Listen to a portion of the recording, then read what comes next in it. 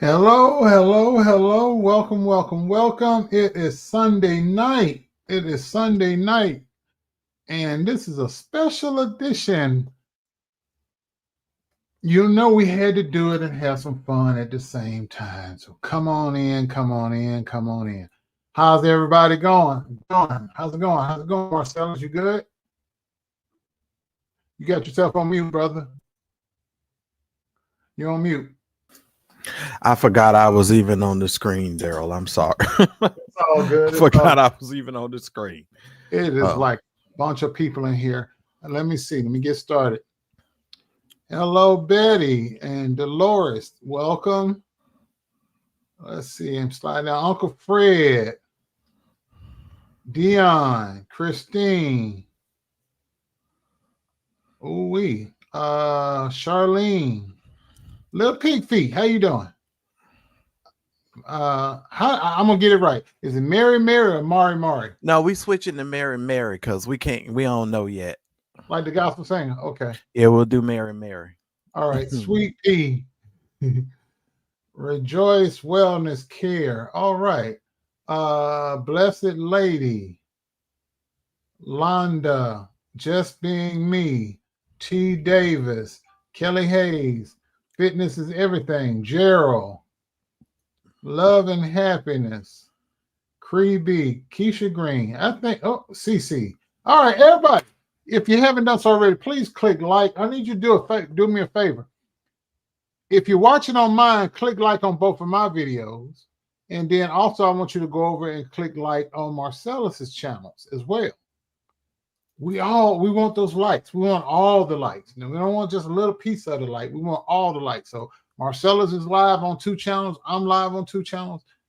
Please click like on all 4 of those channels. Hey, Charlotte Walker. Hey, Pig Feet 50 and Fitness is Everything. If you are watching on the Darryl Moore channel, please make sure you just hit the daggum like button. That's what he's trying to say. Also, Darryl has 2 channels. He's simultaneously casting to both of those channels. So if you're on either one of those channels, make sure you guys hit the like button. And tonight, ladies and gentlemen, please hit the like button if you're watching me over there on the Mad Church Disease channel as well. Thank y'all so very much. Now, let me go ahead and do some introductions here. This is a impromptu sort of Sunday night live. Darryl and I decided that we would team up for this live. Excuse me. And so that's why we are here with you all tonight. And you will see on tonight that we are going to pretty much be taking our time talking about Bishop T.D. Jakes and the Duane Youngblood case, along with the affidavits that were submitted. So tonight we're going to be discussing the affidavits. Yesterday I discussed the letter of settlement or settlement offer letter that Tyrone Blackburn sent to Bishop T.D. Jakes. Tonight we will be discussing the legal affidavits that were submitted by criminals. And we're going to Dang, you didn't cut it. You just like by criminals. But I mean, that's what they are. They're criminals. Yeah, you ain't lying. You ain't lying, brother. I'm just laughing. It was just funny. It was just the way you said it. You know what I'm saying. So we're like real cutting guy, like by the criminals. Oh, that's what they are. But we'll definitely be taking about that tonight. Now, I know for the Mad Church Disease channel, for those of you that support the channel, I'm trying to get at least 10 of you guys tonight. If you guys can at least send $10 to support the channel, that would be great. Or I can get 2 of you to submit $50 or 4 of you to do $25. That will help meet our budget, and we will stay on budget for the month. Otherwise, we are going to be off of our budget. And you will see the Cash App information for Darryl as well as myself on the screen. So so for those of you that are over there with the Cigar Vlogger, make sure that you guys support. And just no matter where you're watching, you can support both of these content creators that you see on the screen tonight. I definitely want to hit. You ain't missed nothing, Red Lantern. We just starting. And Cut the Fluff Sports Media TV. Good evening to you as well. And you guys can. I have Venmo. What do I have? Venmo, Zelle. Oh my God, everything. If you look in the description of my video, you will find that. Darryl, do you have other ways that you can get support? Is it in your description? Yeah, and it's running down at the bottom on the ticker tape. Oh, so it's down on the bottom of the ticker. Venmo, Zelle, all of it. Okay, so Darryl's information is on the screen. Mine is in the description, or one of the moderators over there on my channel will put that in the chat for you, or I'll have to do it myself because I don't see too many of my moderators over there, but I'll take care of that myself. All right, Darryl. So let's before we get into the whole heart of everything, let me just give you all an update. So last night, yesterday I was just sort of in my head all day yesterday, and I was just like, I couldn't really figure out how these criminals could, feel so comfortable doing the stuff that they are doing. You understand what I'm saying? And I was kind of like taken Mm-hmm. aback by it, and I'm just like, it kind of really got me. And so yesterday I was like, okay, you know what? I didn't want to really drink any wine, so I said, let me just go get me a beer. How many beers later? 1, 2, 3, 4, 5. About 1,000 bottles of beer on the wall. Oh my about God. 5 or 6 bottles of beer left. Later, I was like, okay, I was waiting on another content creator, St. James, to go live, and he didn't go live. So I said, okay, well, let me just go live. And so I went live and I started talking, and so if you guys didn't have a chance to see that, um, uh, you guys can definitely take a look at that live. Mari came up, Mary, I'm sorry, I keep calling her Mari. Mary came up and we had a great conversation last night, and we're going to have another great conversation tonight. At some point, we will, of course, probably drop the link for you guys so you guys can Mm-hmm. participate. But yeah, that's my opening for you all. Jai, good to see you here as well. And so that's the situation. Yeah, that's the situation. So if Okay. anybody has anything else they want to add to that, Darryl. I am good. I'm just glad to see everybody back. That means they love us somewhat. Yeah, somewhat. We got some folks that are definitely supporting the broadcast, and I'm very grateful for that. I am too. I thank you. I thank you because you didn't have to be here on a Sunday night. Yeah, and we got a long road to carry, and some information to haul because we want to talk about a little bit of the inconsistencies in this statement. Mm-hmm. Last night I'm trying to remember what I titled last night's program. Let me see if it's on my phone. Um, Let me see what's on my phone. I don't Oh forgot. Lord. I forgot what I titled the show last night. Um, oh yeah. TD Jake. No, that's not what that is not my last video. Oh, that's what the last night's video is entitled Tyrone Blackburn, 3 Clowns and an Angry Bishop. Oh Um, shit.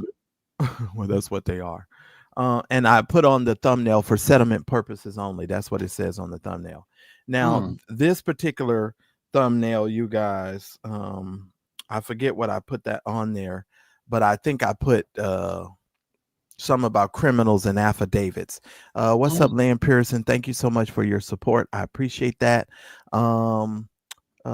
So yeah, we're gonna get into some things today. I'm opening up my Google Drive because I want to read some of these darn exhibits, and I don't want to have to be scrolling through a lot of stuff. I tried to go through it before. Mm-hmm. Now, do anybody in the chat recall when Bishop Jakes responded? In his response, did he mention Landon Claiborne? Anybody remember? If not, I'm gonna have to go back over and I'll be reading it, Darryl, while we're talking about it. So I'll have to go back over there and look. But Landon Claiborne also submitted a affidavit. And y'all know, of course, the other dude submitted one. So we had LaShawn Youngblood. We had what's the guy's name? Landon Claiborne submitted one. And then Mm-hmm. we had let me see, what's this dude's name? Uh Joshua Munoz, the Munoz fella. And Mm-hmm. I gotta flip his because you can't even read his unless you flip it. You gotta flip this thing around. You need to rotate it. I wonder will they let me rotate it. Oh Jesus, I might have to open this up on my computer because it won't let me rotate it. Let's see. Move, find, security.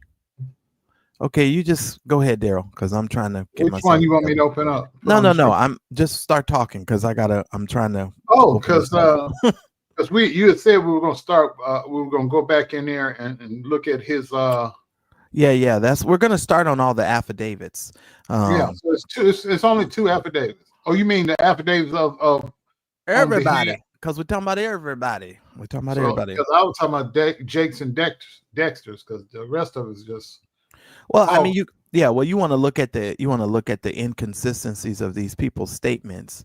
But I'll open it up on my side. Let me see which number okay. was this. 35-7. Can I open this up on my side? Yeah, I Just just tell did me. it. I'll put it on the screen. That's the one you want on the screen. Well, we can start with that one. This is the David B. Spalding fella, because there's a couple of affidavits, and I just want to discuss these because we did the demand letter. Now I want us to refer back to the affidavit so we can look at the inconsistencies of the statements and we can make sense of it. Okay, so that's the whole idea of what I Wait a had minute. in mind. You said 37 dash what? Mine was 35-7. Oh, you went back there. You got Oh that. yeah. Mhm. Okay, I got to go out, so I got to go back to that particular day. Yeah, to that particular filing. That was the filing before we just had our last filing. And while Darryl is pulling that up, because this is there's a lot of there's like 4 or 5 affidavits, love and happiness. One of them's by a 42-year-old man who lives over there in Pennsylvania as well. Then you got the 2 criminals, then you have the wife, then you have the brother. How many is that? Is that 4 or 5? It's about 4 or 5 of those right there. So in my estimation, he thought that he was going to be using these individuals. Now, some of these people, for love and happiness, some of these people are friends. One of the persons is his wife. One of the persons is his brother. One of the persons is a criminal, a tier 3 SA offender. So I mean, it's a lot. Okay, it's a whole lot. You And I said def 35 dash what? that one was 35-10. Okay, so that's Exhibit F. F, correct. Mm-hmm. All righty. And which one is this? Let me see. Claiborne dude. All right, Okay. And let me. just so you know, go ahead and pull up. You can pull up 35-7 as well. That should be Exhibit C. That's Daniel B. Spalding. So you should have open. You should have open Landon Claiborne, and then we'll go over to Spalding's. Okay. Okay, let me blow this up. All right. Okay. Zoom, zoom, zoom, zoom, zoom. Now let me tell you guys why I'm going over this again. Because I think in order for us to get a clear picture of what was done and how things are done, I'm sort of taking us back and going to bring us a little bit forward here in a minute, because I really believe that this is worth mentioning and this is worth talking about. And the reason why this is worth mentioning and worth talking about is so many people are really looking at this case from the outside. I saw a woman do some commentary early this morning, and I actually watched one of her videos, which I never watch any of this lady's videos. Now, it's not who you probably thinking it is. It's just it was some random thing that came up on my my timeline, and it was an older woman. And I said, okay, so I'm going to watch whatever she's saying and I'll see what she's saying. Of course, she has this attitude that, she's still taking the position that TD Jakes has maybe done something, or he's guilty of it. And, but I just said I would listen to her just to hear her out and hear her thoughts and so forth. So then she started talking about these affidavits and all of this stuff right here. And then she mentioned, of course, Richard Youngblood's affidavit. And we'll get to that in just a minute. But these are the people that have submitted these affidavits. Now, Daniel B. Spalding is a 42-year-old man. Okay, understand, Daniel is a man. He says that he's providing this sworn affidavit to present knowledge regarding the claims that Duane Youngblood has raised. Now, my thing is this. How do you have knowledge about something that you weren't present upon, and you're just actually recounting or rehashing a story that someone else has told you? So you have to understand, ladies and gentlemen, that the majority of the people who have given these affidavits and have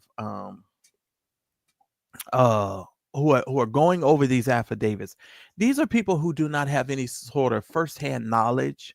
A lot of these people don't seem to be raised with him. Some of these people are just people that he met in passing, and they developed a friendship, and then he started recounting or telling them this story. If you look at the words on here, it says in 2020.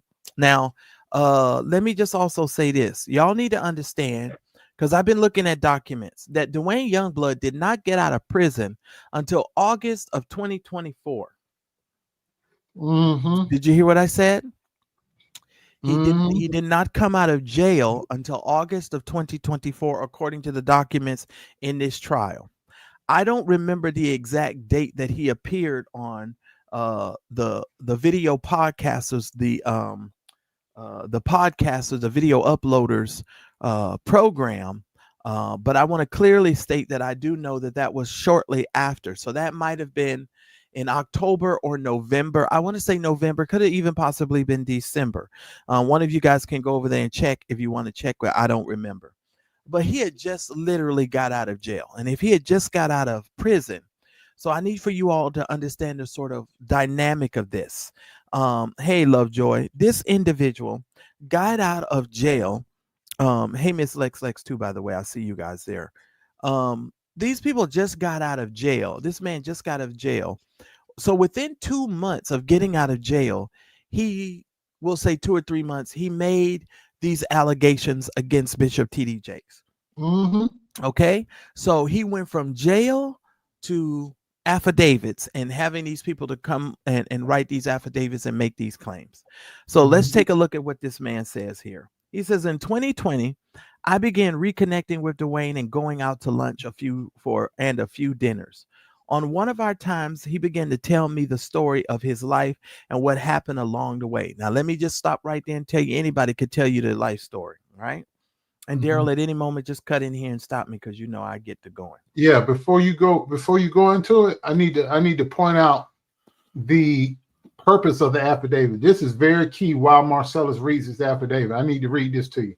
I am providing this sworn affidavit to present my knowledge regarding the claims raised by Duane Youngblood concerning Bishop Jakes. This document is based on my direct observation, experiences, and any relevant facts within my knowledge. Keep that in mind while Marcellus is reading.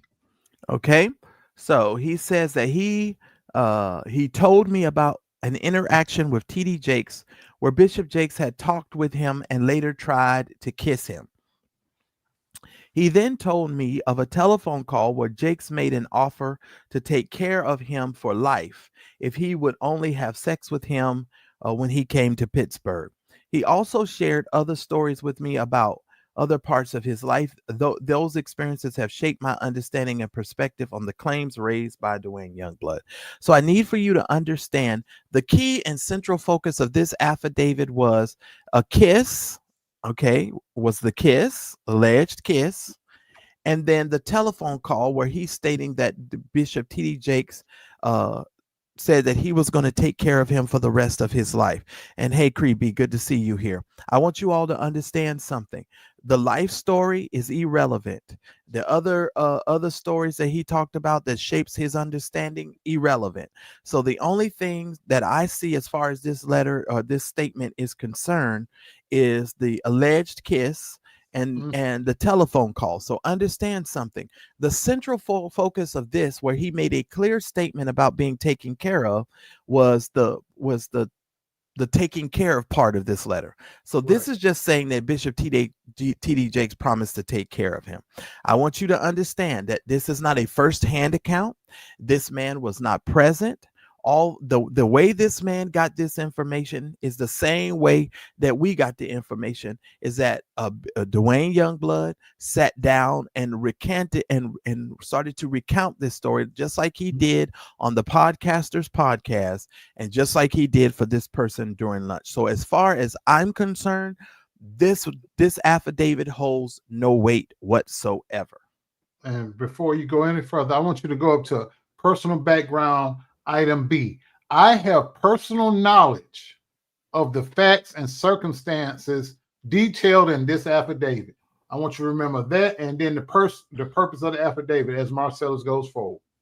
Yeah, well, you got to understand, he has no personal knowledge. Because he wasn't there. Correct, because he wasn't there. And this is another reason why I do not think that the judge is going to consider these, or that these will have any sort of weight whatsoever. Yes, you have hearsay. It's hearsay. Yeah, it's hearsay, but it's also, you got this information by going to lunch and a few dinners. Just because I tell you some stories at lunch and a few dinners means absolutely nothing. Now, Londa, I believe that Youngblood did tell these dudes this, but Youngblood has been telling a lot of people this story, but he has no proof of this story. He's just telling people this story. And just because you can recount a story 50 million times, it doesn't mean that you're telling the truth. Right. Because I could get up here right now and I could say, Moni, No Love, and Lynn Pearson tied me to a chair and beat me with a rope and a water hose. And I've never even been in the same room with them, but I know them from talking online. But if I tell a bunch of people that doesn't make it true, that just means I'm out here lying on the two of them. Correct. And so, as far as I'm concerned, this affidavit is actually going to go nowhere. Okay, Darryl, start pulling up the other one, please. You didn't want to read them? Oh, that was it. Yeah, that was it. That's why I said, yeah, that affidavit was a paragraph. He don't know nothing. So we're going to Exhibit C. You said C? We're going to go to, which one is this? Oh, God, help me. Yeah, it is C. It is yes, C. Exhibit C. Yes. Yeah, here we go. It's coming up. Okay, and I'm going to blow it up. You might have to rotate this one if you can rotate it on your screen. Oh, Lord. Let's see if I can do that. No, you don't have to rotate it. Just keep scrolling down. After you get past the cover letter, you can. It's straight up. Keep scrolling. There we go. Here we go. Thank you, sir. All right, you all. Now this is by Mr. Daniel B. Spalding. Mr. Spalding is 42 years of age. He actually lives in the same state as and I know you agree, Londa. I'm with you. He lives in the same state of Pennsylvania. And here he starts off. I want you all to get the key. He says he has personal knowledge of the facts. Okay. This is a form letter from both of them. Yeah. Scroll back up because I want to be fair. I was trying to get to the part where you're gonna read. Yeah. I have personal knowledge of the facts and circumstances. He didn't detailed in this affidavit, so maybe he's sticking to the facts that he's gonna list in this affidavit. But if he's saying that he has personal knowledge of what went on with Youngblood, that's an inaccurate statement. All right, let's go down. All right. Now he's saying back in 2006. So let me stop right there. Hold on. Let me do this. 19 years ago. When did Duane Youngblood first go to prison? I got to think about it. Lord. Oh, hold on. I got to look it up. Hold on.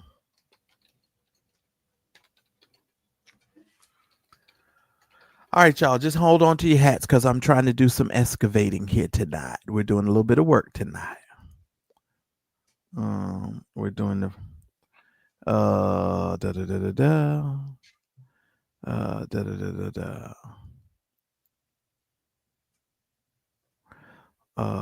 hold on. What year he says this was? 2006. Okay, so I believe, I don't know if 7 years later was the last time he went to jail, because he went to jail twice. Okay, he went to jail. I know he went to jail in 2008, right? 2008, 2009. Okay, so 6, 7, 8. So we'll say 2 years after he met this gentleman, he went to jail for the first time. Okay, so it says back in the spring of 2006, I lived with Duane Youngblood. So this is somebody that was a roommate to Duane Youngblood writing this. Okay, so one evening, Duane told me that when he was a young man, he took TD Jakes out to eat. And at some point, the evening, Jakes had made Jakes had made a sexual inappropriate pass at him. I want you to stop right there. One of the things that TD Jakes' attorneys pointed out in their response to this, and this is another reason why I wanted to go over this, is because you guys notice that Duane Youngblood's story keeps changing, right? Because when I first heard this story, I thought that Duane Youngblood said that after they had come from a service, they took Bishop Jakes back to Sister Giles' house. Y'all remember Sister Giles? And they were sitting there at the table, and they were sitting there. And I don't know, Sister Giles must have got up and went to bed or went into another room. And that's when all of this was supposed to transpire. But the attorneys, TD Jakes' attorneys, keep pointing out the fact that these stories keep changing, because at the response that I heard, I think yesterday, or the other thing that we read from the attorney, on the 14th, on Valentine's Day, somebody said that it was supposed to be coming from a birthday party, right? They were coming from a birthday party, and they were driving Bishop Jakes back from a birthday party. So either if you were coming from a service or you were coming from a birthday party, we don't know, because at this point the story just keeps changing. Okay, but he's saying that this man says that he told him that he took TD Jakes out to eat. So was this out to eat at the birthday party, or was this something else?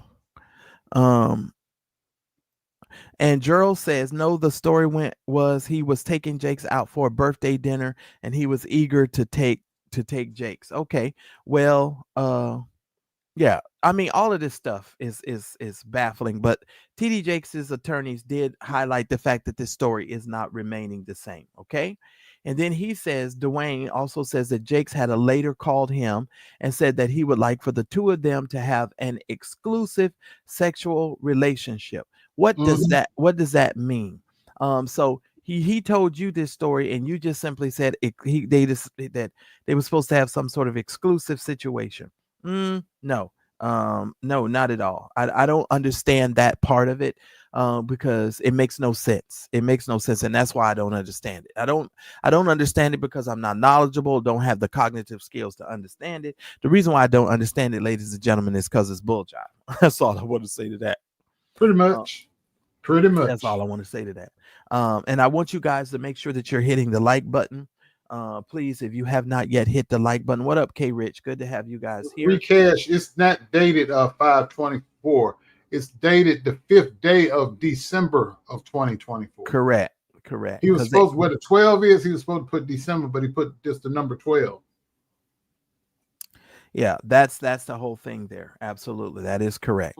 Now, what was the other one that I wanted to go over? Let me see. Jesus. Which one was that we just did? What number was that? That was item C, exhibit C. I ain't gonna go to the long one next. I gotta go. Let me see if I can get to Richards. Oh no, let's go to Mr. Munoz, which is 35-9. You definitely gonna have to rotate that one, Darryl. Exhibit E. Yeah, it's exhibit E. All righty. Because you see, they did some old funny business. Even when they submitted this document, they submitted this document as an image. They didn't even send it. So you see how it has that little grayed out shade area, chicken grease on it. Yeah. You can't even see it that good. So you have to rotate this, Darryl, because it's gonna all be on its side. I'm gonna see if I can rotate it. I don't know if I can. Now, if you can't, let me get over to my stuff, because I can rotate it. I'm gonna have to read it to y'all though. Okay, let me see. Hold on. Yes, I can. Yes, I can. Okay, because it's 35. It says unable to rotate PDF. Dang it. Hold on. Let me see if I can rotate it. I can rotate it. Oh, Lord. Hold on. Let me get it. Okay, hold on. One more. Okay, there we go. I rotated it. All right, you guys, I can read it to you. Now, Mr. Munoz, he is the 33-year-old SA offender. He is a tier 3 SA offender. So this is one of the criminals who submitted a affidavit on behalf of Duane Youngblood. Now, this is what the interesting thing about this. According to Duane Youngblood, this took place in the 80s, right? Mm-hmm. So if this young man is 33 years old, how old would he have been way back in the 80s? Shoot, he wouldn't have been born. I don't think. If he's 33 right now, that means he was born in 90 9, somewhere in there. 98, all right. 99. Well, he's 33. He just got out. He'd be right around my nephew's age. Yeah. But he just got out of jail too. Okay. Because remember, you was saying, "Oh wow, he stayed in jail a long time." The last time that you and I talked, you remember? Yep. Okay. He's 33. This guy also lives in Pennsylvania. He's also claiming that he has personal knowledge of this situation. He And says that he first met Duane in 2015.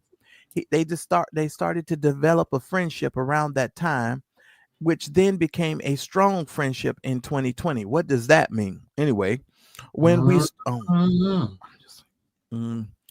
started to meet on a regular weekly basis for breakfast and for fellowship. Really? So you're meeting with him, two SA offenders for breakfast. Is that breakfast in the morning after? Could be. I'm saying they're meeting for breakfast. What do two sex offenders? He says for fellowship. What are you fellowshipping about? I don't even want to imagine in my mind. Okay, let me move on. Yeah, because you can only imagine. There was a lot of breadbasket being touched. Now they met in 2015, but he's claiming it was one such breakfast on or around July 2023 that Duane shared his story on his interaction with Bishop T.D. Jakes. Now I want to stop right now, ladies and gentlemen. Get now. I'm just about to tell y'all something huge here. When did he say that he had this breakfast with Duane? In July of 2023. When did he was in prison? He was in prison. He was. But he didn't get out until 2024. He's in prison, which means this man is lying. On a legal document, which means he committed a felony. Mm-hmm. Fine, cash fine, and prison time. Now, and I'll be honest, this is one of the reasons why when I go over these documents, I like to go over these documents multiple times, because you don't always catch everything the first time. So sometimes you got to sit with stuff and go over it again. And so, yeah. And even if they were cellmates, this guy should not have been writing this affidavit, period. Because you telling me a story in prison means absolutely nothing. So let me just go on and continue, because I ain't got time. Wait a minute, Marcel. You got me thinking here. He said they developed a strong friendship in 2020 when they started to meet on a regular weekly basis for breakfast. How could he meet for breakfast if he was in prison? Well, that's what I'm saying. That's the whole point I'm making. Because the man did, 9 years, right? Yeah, according to the parolee paperwork, the parolee paperwork says that Duane Youngblood did not get out of jail until August of 2024. And he was doing time. So they wasn't meeting for no breakfast unless he was bringing it. Oh, Lord, shit. Let me stop. Shit. Oh, I just started cussing. Let me go and think so I can calm down. God damn it. I hate somebody playing in my damn face. Okay, so this is the point I'm making, and this is one of the reasons why I wanted to go over the paperwork, because if Lord have mercy, then yeah, okay, and I know prison serves breakfast, but not allowing intense times of fellowship. When you got to eat, you got to chow and get up on out of that. 30 minutes, grab your food, eat, get back to your cell for the head count. Lord have mercy. They just playing in our faces, Lord. Jesus help me. Lord, I'm trying my best. Okay, Lord, let me get through this, because I'm trying not to laugh. Come on, y'all. Because when I start laughing, I get all this water in my eye and I can't read.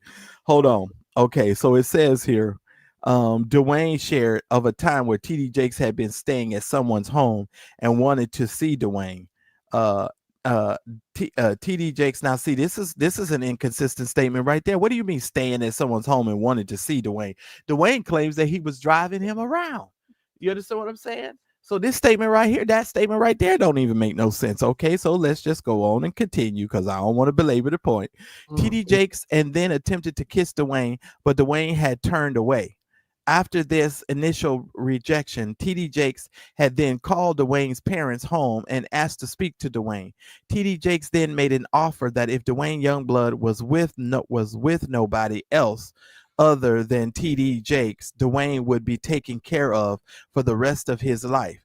These experiences have shaped my understanding and perspective on the claims raised by Duane Youngblood. Now, y'all listen to me right then and there. Mr. Munoz rode the short bus. And whoever typed up this The statement with wheelchair lift and the tinted windows. And he took his classes in the trailer in the back of the schoolyard. listen here, whatever paralegal had to sit up and type this out, I feel sorry for that paralegal, and I'm sure that paralegal had to be, shaking their head when they did it. I'm sure they had to.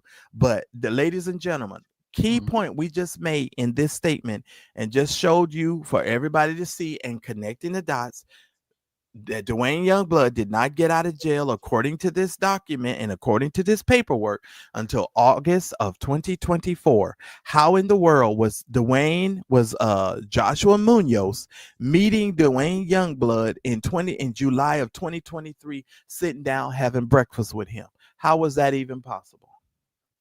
Okay, ladies and gentlemen, let's move on. Let's go to the next one. Because I just want to deal with the affidavits, and then we'll have our fun, and we'll start laughing here in a minute. I know this is pretty heavy. Because I'm mad right now. So we'll God, double damn it. Playing in my face. I know they something else. This is something else. Okay, let me find the other papers. I got to go to my, oh Lord, I got to log back in. Oh no, here's my Google Drive. That's what I did. Okay, wait. Let me see which exhibit C is. Hold on.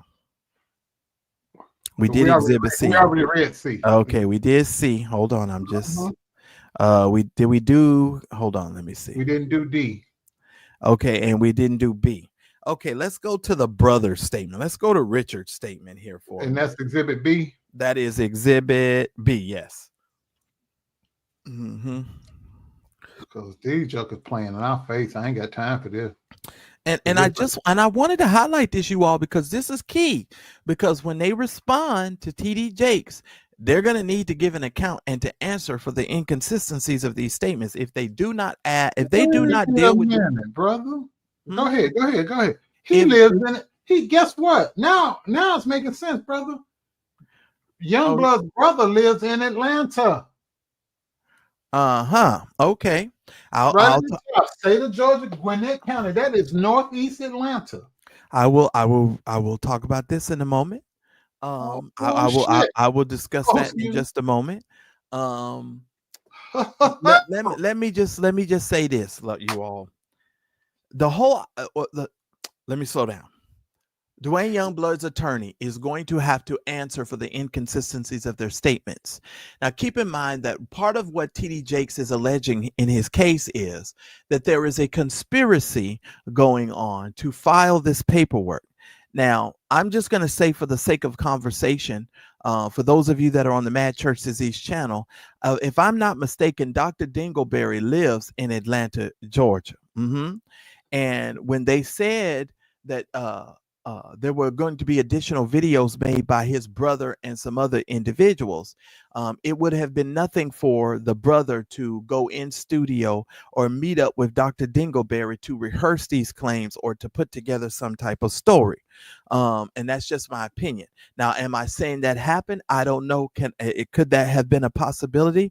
That most certainly could have been a possibility. So as we unfold this and we continue to look up this stuff, and we look at this case a little bit more, ladies and gentlemen, you are able to see that there is a definite connection, or could be a connection made, between Richard Youngblood, Dr. Dingleberry. But let's just keep in mind, ladies and gentlemen, that there were supposed to be some alleged phone calls between Dr. Dingleberry and Duane Youngblood. So there could have been a situation there, and that could have been how they connected. There could have been several different things there. So that still needs to come out and in the court, and they need to discuss that. Go ahead, Darryl. Prison phone call. If you don't want a trace of you talking to somebody that's in prison, you would call, I'm in jail. You're my brother. Let's just say I'm going to pick somebody out the chat. Let's just say Love and Happiness wants to talk to me, but doesn't want it to go trace back to me.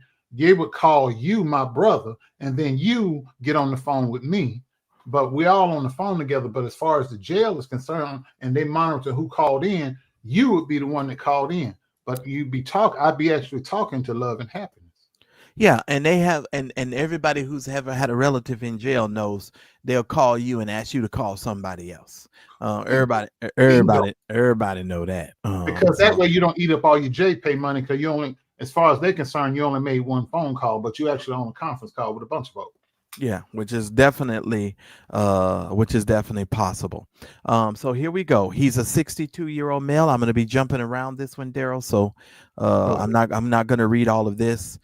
He says in the fall of 1990, he spoke with Duane Youngblood, which is his brother, on the phone about a personal matter between him and Jakes. After sharing with him what had happened to him, he began to tell me an interaction he had with Jakes.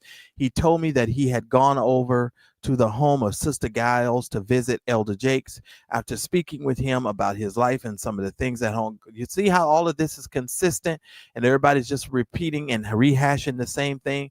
Duane said that he had noticed that it was getting late and he had to leave. As he got up from his chair to leave, Jakes met him and tried to kiss him.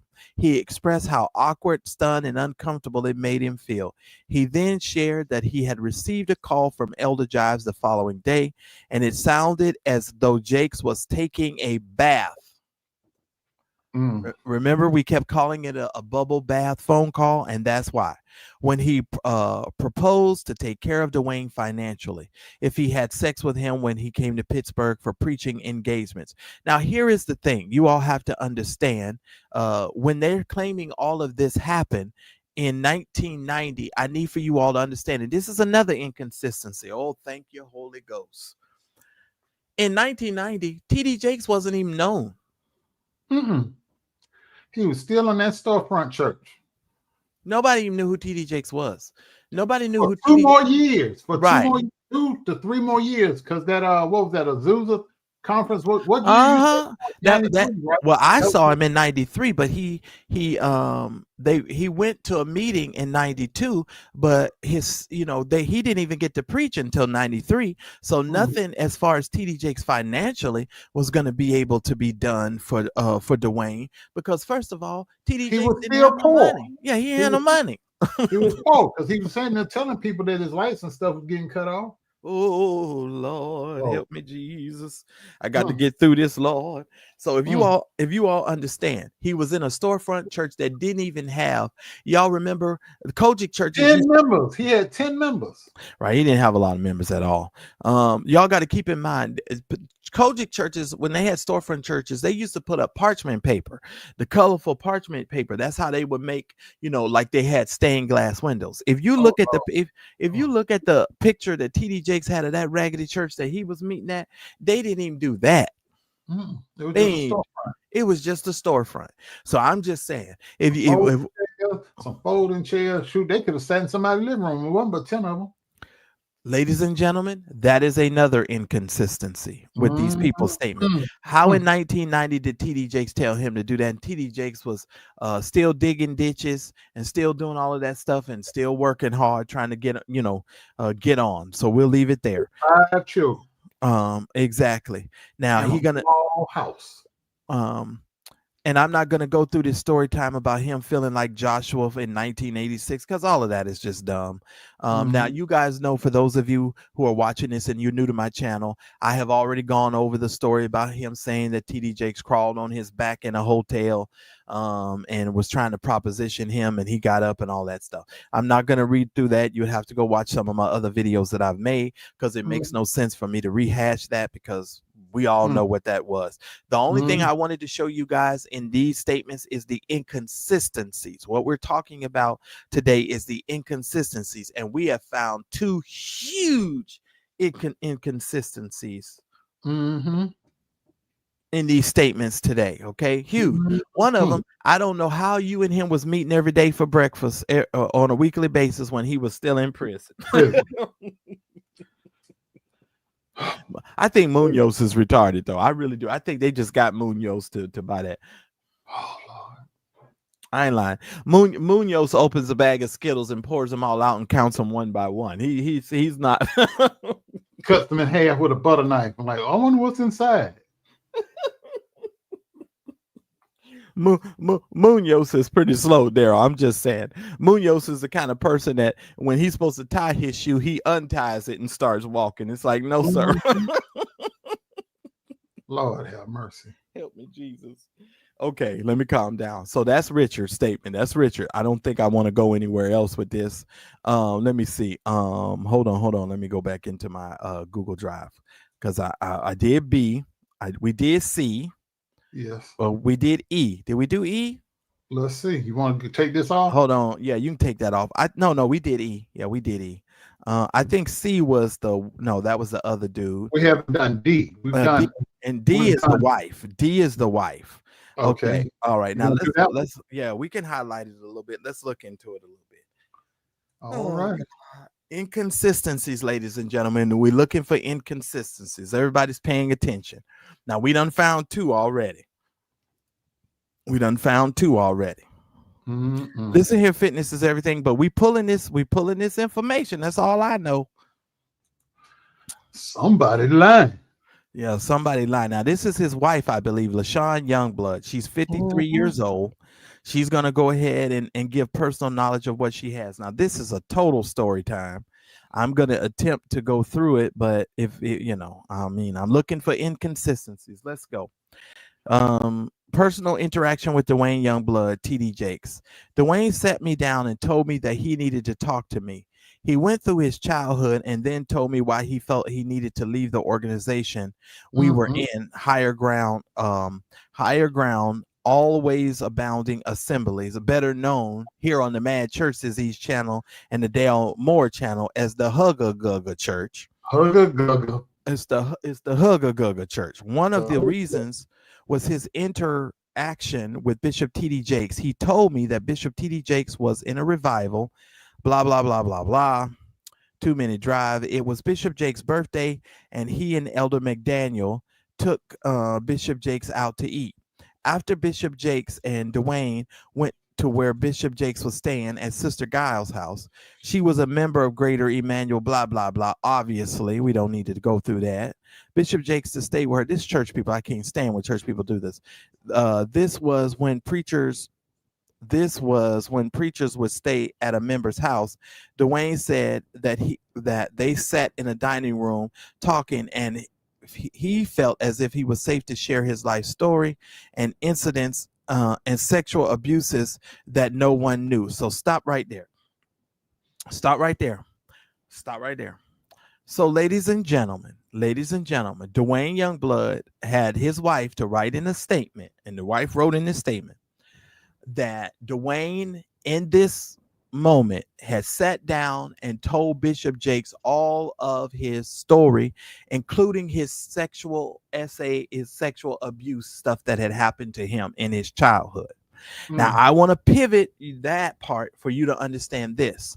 When Duane Youngblood was arrested and he was tried 2 times, he never mentioned at one time in any of those cases of ever sitting down with Bishop T.D. Jakes and going over any of this sexual abuse conversations that he talked to him. He never, not one time. So in those documents, if you are fighting for your life, you would have been able to say, this is something that happened to me from my childhood. This is something that I expressed to another bishop, and he would have been able to express those things and have those things. Hey, Jesus, good to see you here. So yeah, that's what we're. That would have been mitigating circumstances. Yes. So we don't have any of that information, and we don't show any of that information in any of the documents. And I'm sure TD Jakes' attorneys have already pulled whatever medical evaluations that he had back then as well to see whether or not he mentioned those things, because I doubt if he mentioned them. He told me the conversation became very emotional for him because he talked about incidents that no one knew. Duane said at some point he looked at his watch and he jumped up and it was late. Not to mention he had his mother's car. Miss Youngblood did not let anyone drive her car. See all this extra stuff that you don't need? This is how you know they telling a bunch of fibs. I mean, no one So the fact that she allowed him to use it to take Bishop Jakes out for his birthday was a big thing. We don't need to know that. Who cares whether or not she let somebody drive her car? Don't nobody let nobody drive their car. You know what I'm saying? Unless you screwing them 9 times out of 10, then you'll let them Hey, drive your car. Okay, so he said he needed to get to his mother's home. As I listened, Duane proceeded to tell me that when he got up to leave, Jake stood up and walked to the other side of the table. Duane said Bishop Jakes then proceeded to try and kiss him. He said that he was shocked and could not believe what was happening. Duane told me that he did not know how he got out of there, but he did and cried on his through the way home. door, And through the damn door. now, He ain't got through the window. He went through the door. Now I'm going to tell you all right now. If I was cross-examining Duane, oh man, how I could get you on this one, Duane. Oh man, I could get you on this one, bro. Because who's to say you were emotional or crying all the way home because of an experience from TD Jakes? Could it be that you were emotional and crying all the way home because you had just recounted to a perfect stranger all of your sexual situations and what had transpired from you when you were a child? Could that be the reason why? That could have been the reason why. Who's to say? But I could even go deeper with that. That's why I say you're going to get ripped apart on the stand, sir. And this little piggy cried, wee all the way home. You're going to get ripped. You're going to get ripped to shreds. You really are. He did tell me that the next day Bishop Jakes called his house and his mother answered the telephone and told Duane Bishop was on the phone for him. Duane said he picked up the telephone in the kitchen and Bishop Jakes proceeded to talk to him. Let me stop you right there. Let me stop you right there. Let me stop you right there. Duane, you were at your home. You could have told your mother you didn't want to answer the phone. You could have went home and told your mother what happened to you from Bishop Jakes. If this happened to you, sir, you could have told your mother what happened because nothing physically happened to you. You understand what I'm saying? And so you could have expressed this to your mother so your mother could have put a stop to it. So what you're going to tell me is, as an almost grown man, because we still don't have our dates on how old you was when all of this transpired, because that's still up in the air. So you're going to tell me at the age you were as a almost a grown man that you could not make a decision to tell your mother that you did not want to speak to this man on the other end of the phone because something had happened to you. So Darryl, so take it like this. I'm 17. I'm 18. Some preacher tries to give me a hug and a kiss. I go home. Do you think I'm not telling my mother? Yes. I'm going to tell my mother. No, I'll be honest. The person that I wasn't going to tell was my dad. And I would have been kind of, there's a certain kind of way I would have told this story to my mother. Because if I would have told this story to my mother, a certain kind of way, my mother would have killed him. She really would have killed him. So the mere fact that you're saying that you went all of these these many years holding on to this story, but you recanting this story to anybody who will listen. But the only people that could have made a difference and really called this out at the time that this stuff happened, you never told any of them. None of them. Not your parents, not your grandparents, your aunties, your uncles, but you told these people, cellmates, drug dealers, other SAers. So here's another dynamic I want to throw at you all tonight. I'm just talking. What about him going to the Hugga presiding Bishop Watkins, and telling Bishop Watkins what had transpired between him and Bishop Jakes?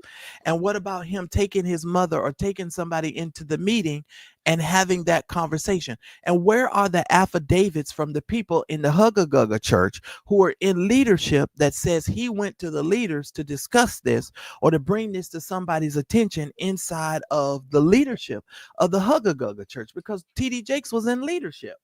Not even a police report. Nothing, ladies and gentlemen.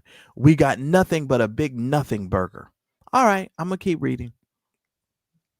All right, let me go down. I was told that during the conversation that Bishop Jakes told Duane that he wanted him to be his Pittsburgh man. Now, see, this is his wife writing this. Understand something. This is his wife writing it.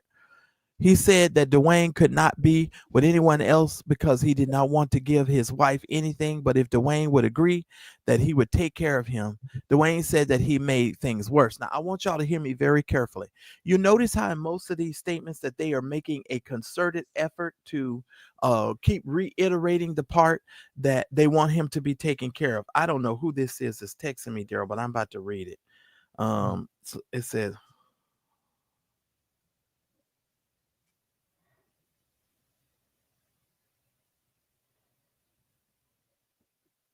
okay, so somebody texts me and says, yo, someone that is close to Youngblood who wanted me to send you all this. Duane was paroled in 2020. The two stories are correct in that they met with him because he was home right before the pandemic. So the man says he met with Bishop Jakes in what, 2020? The fall of 2020. Okay, well, I'll do some more research on that. Yeah, we're gonna And he said he was sent back to prison 3 times between 2020 and 2024 regarding violations. Let me see. Of his parole. He was released in 2024. I know that in August. So in total, he did 9 years, but not straight through. So he didn't do the 9 years straight through, Darryl.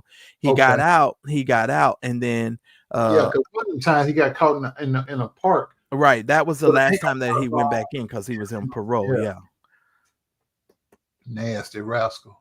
And Spalding is a relative, and Munoz met him in prison. Lord have mercy.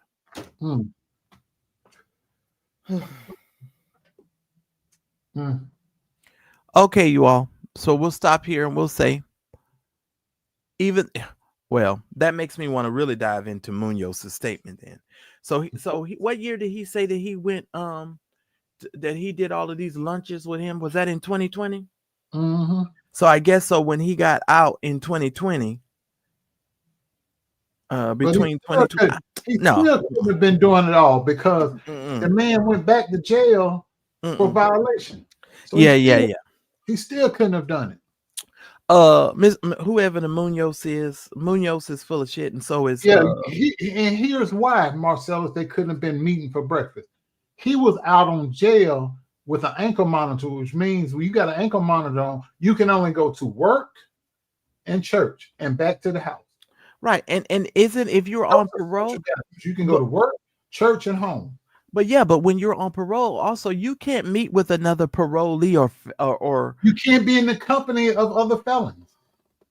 And I thought Munoz went to jail too, and he had just Right. When did Munoz get out of jail? We're gonna need to look that up. Shoot, I don't know, but the point is, you can't be in the company of other convicted felons. Right. When you're out of jail, on parole or on probation, you can't. That's specified in the document. You cannot be in the company of other convicted felons. You can't be with alcohol or drugs being used either. And I'm gonna stop right here, Darryl. I got 5 likes. I need y'all to hit the like button. I got 200 and something of you all watching, and I have 5 likes.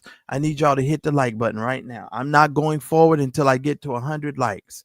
You guys should have already hit the like button. I don't understand how that could even be. Come on, you guys. I'm working hard. I'm trying to figure out some stuff here. I'm trying to make it make sense, literally. But Darryl, we got Munoz's information in TD Jakes' last filing. We need to pull that up. Let's pull that up. His picture is in there.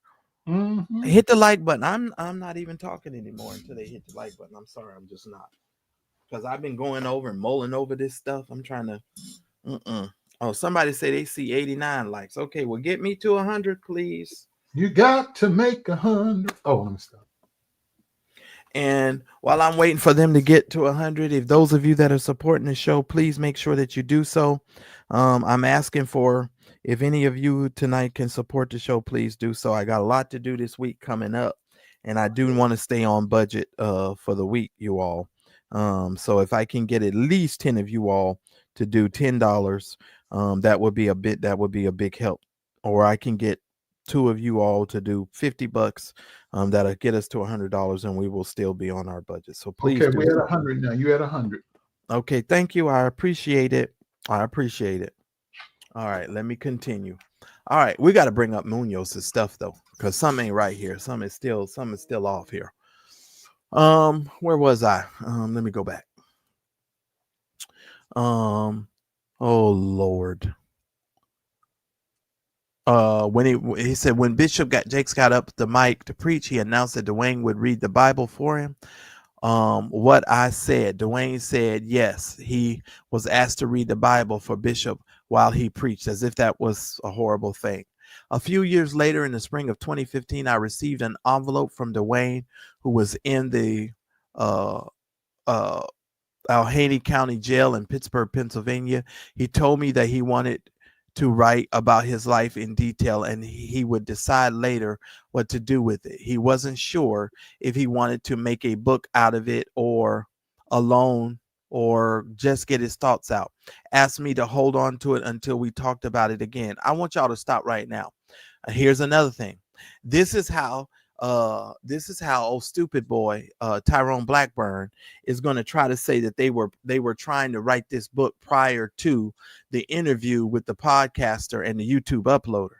They're going to use this to try and say, oh, he had this book in the works already. And so with her, that's why she made it a point in her statement to tell you, oh, he handed me an envelope with a book because he claimed that he was going to start writing about his life way back in 2015. But understand something, sir. You didn't buy a .com. You didn't set up none of that stuff until you went on that podcaster's podcast to start talking about this story. So I want to reiterate that for you guys as well. So just make a note of that to yourselves, ladies and gentlemen, and keep that in mind. So because Duane Youngblood's attorney is going to have to answer to all of these things that TD Jakes said, and he's going to have to do it within 14 pages. That's all I'm saying. Okay. And I'm trying to see what we're doing over here. But you guys don't make me get off track here. All right, you guys, I need y'all to support the channel. All right, here we go. Where are we? I received that envelope, blah, blah, blah. I opened the envelope and read what looked and felt like a book because there was so many sheets of lined notebook paper. I sat on my bed and read from beginning to end what Duane had written about his life story. Now, let me stop you right there. Lady, this could have been a letter that he wrote to you. Who knows that if he had wrote this book and had started a book process just because you called it a book. Now, look what she said. She said it felt like a book. It felt like a book. So there could have been a possibility that he could have just been writing to his wife a prison love letter. We don't know. You understand what I'm saying? That is all up for grabs. That is so much speculation. I don't even know. This is insanity. When I got to the pages about Bishop T.D. Jakes, it was word for word what Duane had shared with me years prior. It was the same story. I took the papers, closed my mouth, wiped my eyes, and put the notebook, blah, blah, blah, blah, blah, blah, blah. Inconsistencies again. She said it felt like a book.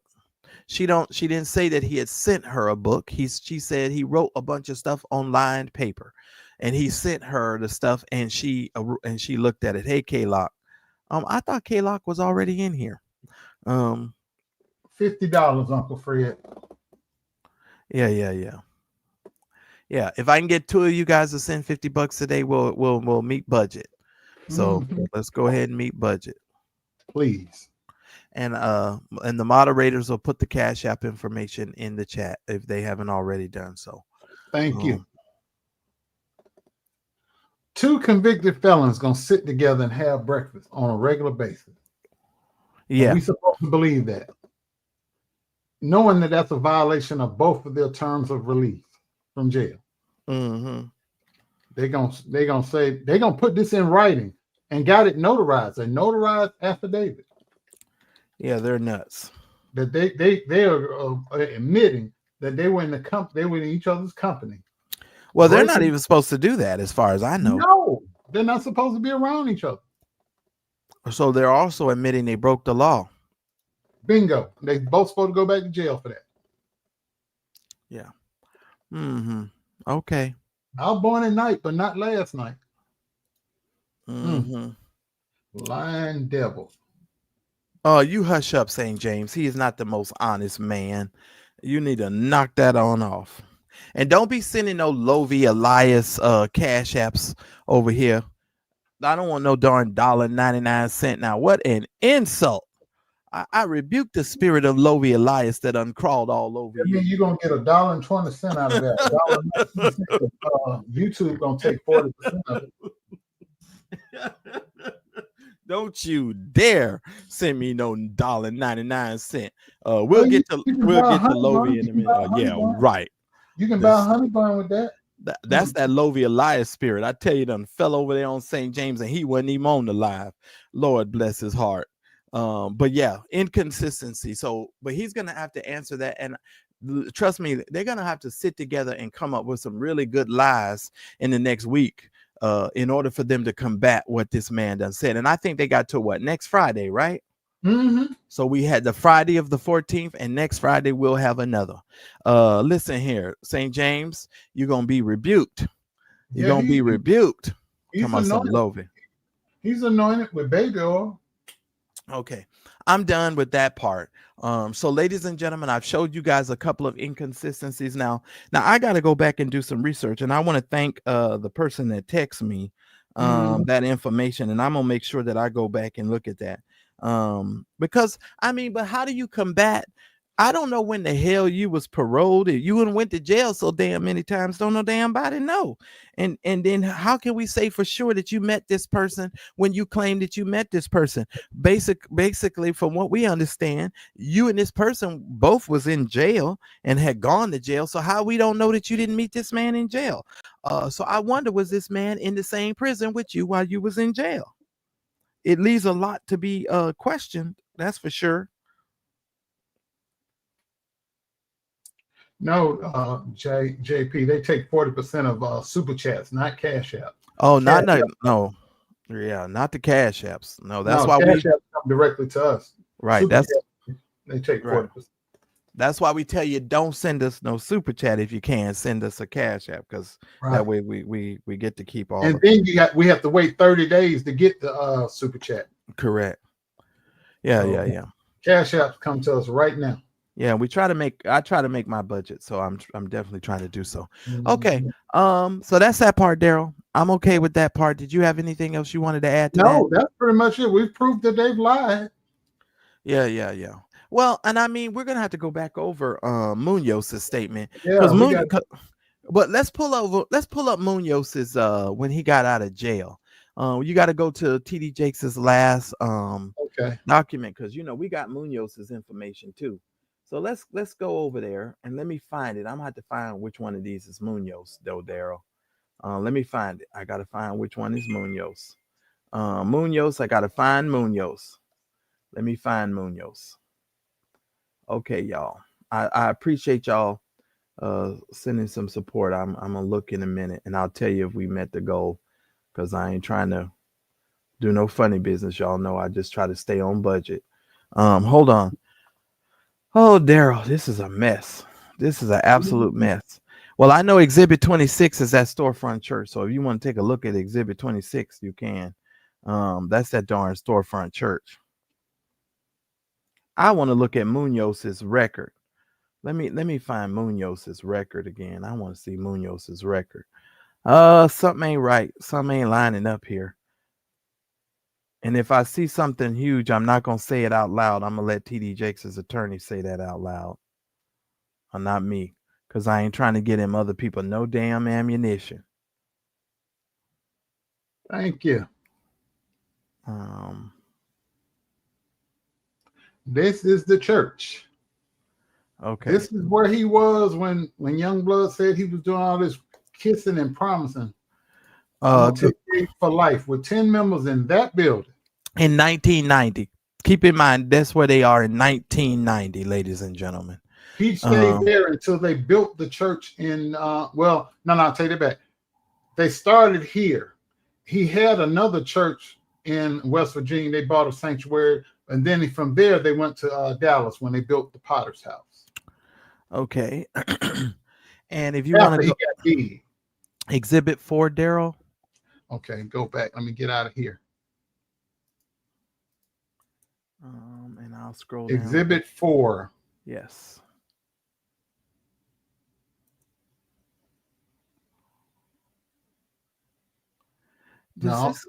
No, Exhibit 4. Yeah, that's it. Scroll up. That's Duane Youngblood. Blow that up, please. Sure. All right, scroll down. Do you see the? I just want people to understand. Well, that's the second person I know that smiled on the mugshot. Yeah, that's stupid. Yeah.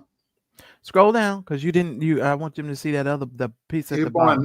He was born December 29th, 1966. So release date was when? August 13th of last year. Thank you. So I just want to be clear about something. The ninja just got out of jail in August of 2024. Okay. Now I want to go over to let me go over to this podcaster real quick. I want to see when the interview came out with him. When did that interview come out? I think around October, November, late October, November. He hadn't been out of jail 90 days. Let's see. He got out in August, September, October, November. Somewhere between end of October, November, he hadn't even been out. Yeah, he hadn't even been out a full 90 days yet. All right, hold on. Let me see. Hold on. All right, so he hadn't even. I'll just take you at your word for it. All right, so that's that. I ain't even gonna go in because I'm you know me. I be trying to get all the information all at once. Okay, so that's it. We're done with that one. Let me get you the other one. Oh, go to Exhibit 5. That was number 4. Let's go to Exhibit 5. I want to look at some dates here on and Jai. I normally don't mention your name. I'm sorry. All of you. To the 2 of you so far that have sent $10, thank y'all so much. I appreciate it. That's $20. I need at least 8 of you guys to send $10. I'm still waiting on the other 8 of you. Hold on. Let's draw this up. This is Exhibit 5. I wanted to. He's also a Tier 3 SA offender. And he started his registration date was 4/23 of 20. So he went in April. His registration was April 23rd of 2020. Okay. Wait a minute. He went in. Does this mean he went in April? Well, I don't know if this is when he had to register. Oh, he had to register. Okay, because I was going to say if they started meeting each other in 2020, he was already in the system. He was already in jail. Yeah, I'm trying to see here. Some ain't adding up. Yeah. Now see.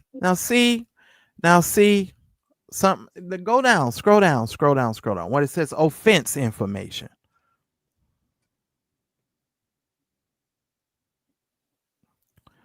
Okay. It looks like the first sexual assault. Scroll down. Keep going. It says the first one right there. It says the offense date was November the 30th of 2002. Okay. He got convicted in March. Is that March? January, February, March. March of 08. Okay. So, and it says, so the first one, this one, and then the second one, he got convicted of corruption of a minor. The offense date was in 2013, and he was convicted in 2014. Okay. And so if he got second conviction. Okay. So wait a minute. Hold on. Somebody sending me a message. You all okay, I might have to sit with this for a minute because something's not right with these dates. Because if you say you met a person in 2015, but their conviction 8, 9, 10, okay, and then it says his conviction date was in 12/15. So when did he go to jail in 2014? Because he was convicted in 2014. He said the other man said he met him in 2015, right? So he had to meet him in prison. He had to. So because it's go ahead. Remember your partner confronted his lawyer in front of the court. When was that? Yeah, that was way back in the 2000s. It was around that time. It was in the 2000s. Because Big Man was out in front of that court raising hell with the lawyer. Yeah, exactly. And we got the video of that. All right, I'll sit with this, you all. I'll come back to you guys if I get some more information. He got shorter somebody say he got shorter in 5 years. Y'all are funny. Dog Cigar Mafia, you guys are so funny. Oh my God, this is hilarious.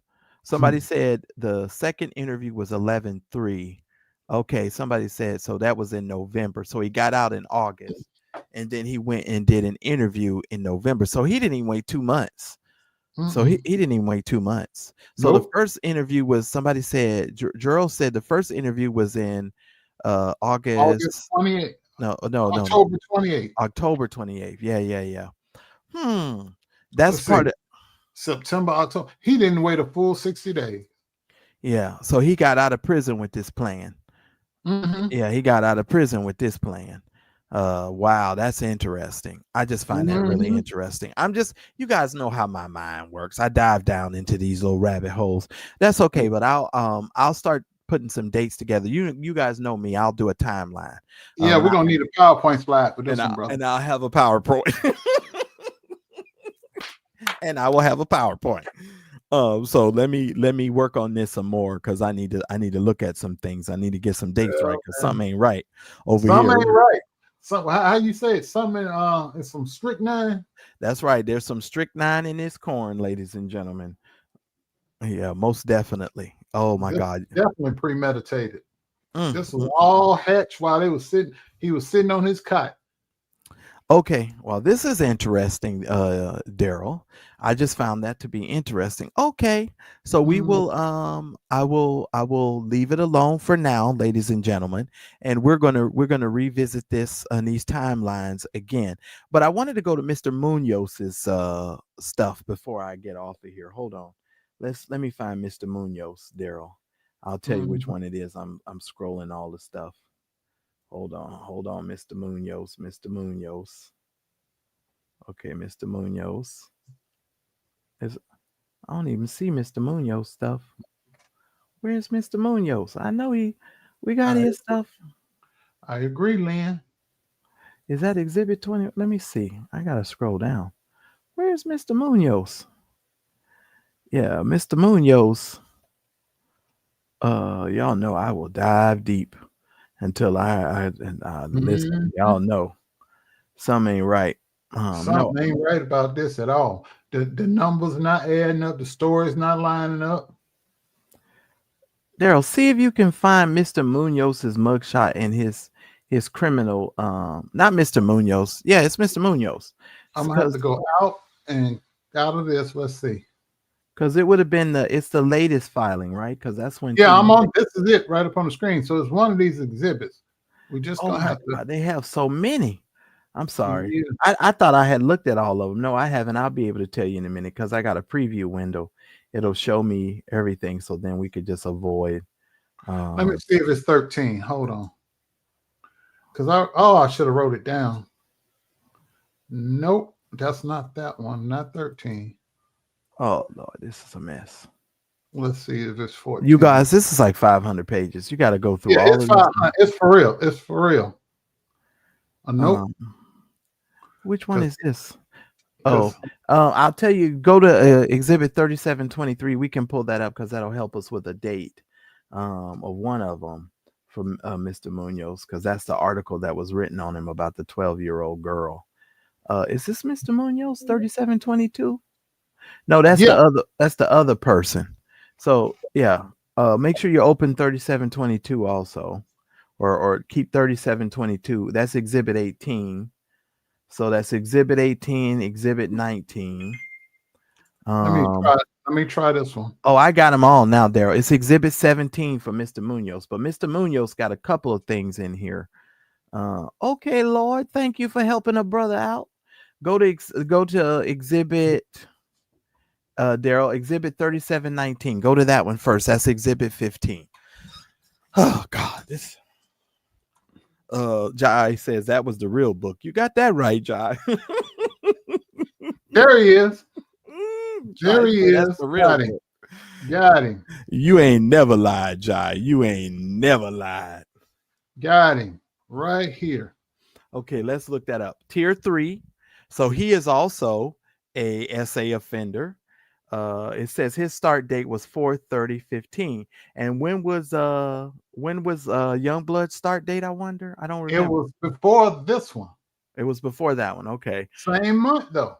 Okay. So he must so Youngblood They must have were went in in. jail together. Yeah, they were in jail together. Okay, scroll down. Scroll down. Oh boy. They were eating for breakfast. You were right, y'all. Whoever said that early in the chat, he was right. She was right. They were meeting and talking over breakfast in jail. So you were right when you said that you can't. Yeah, they were definitely talking over breakfast in jail. So they weren't violating their conditions because they were both incarcerated and having breakfast. Well, that's the only way they're gonna be able to get away with that. They better say they was in there having chow together. Scroll down, Darryl. Keep going, because I'm trying to get to the offenses. I'm gonna find out when this man went to jail, though. I'm gonna find out when everybody went in and when they got released and when they got out. I sure am. Okay. He got a 2017 Honda Accord, but he went to jail in 2015. Ooh, he got a lot of charges. He was a nasty rascal. Okay, so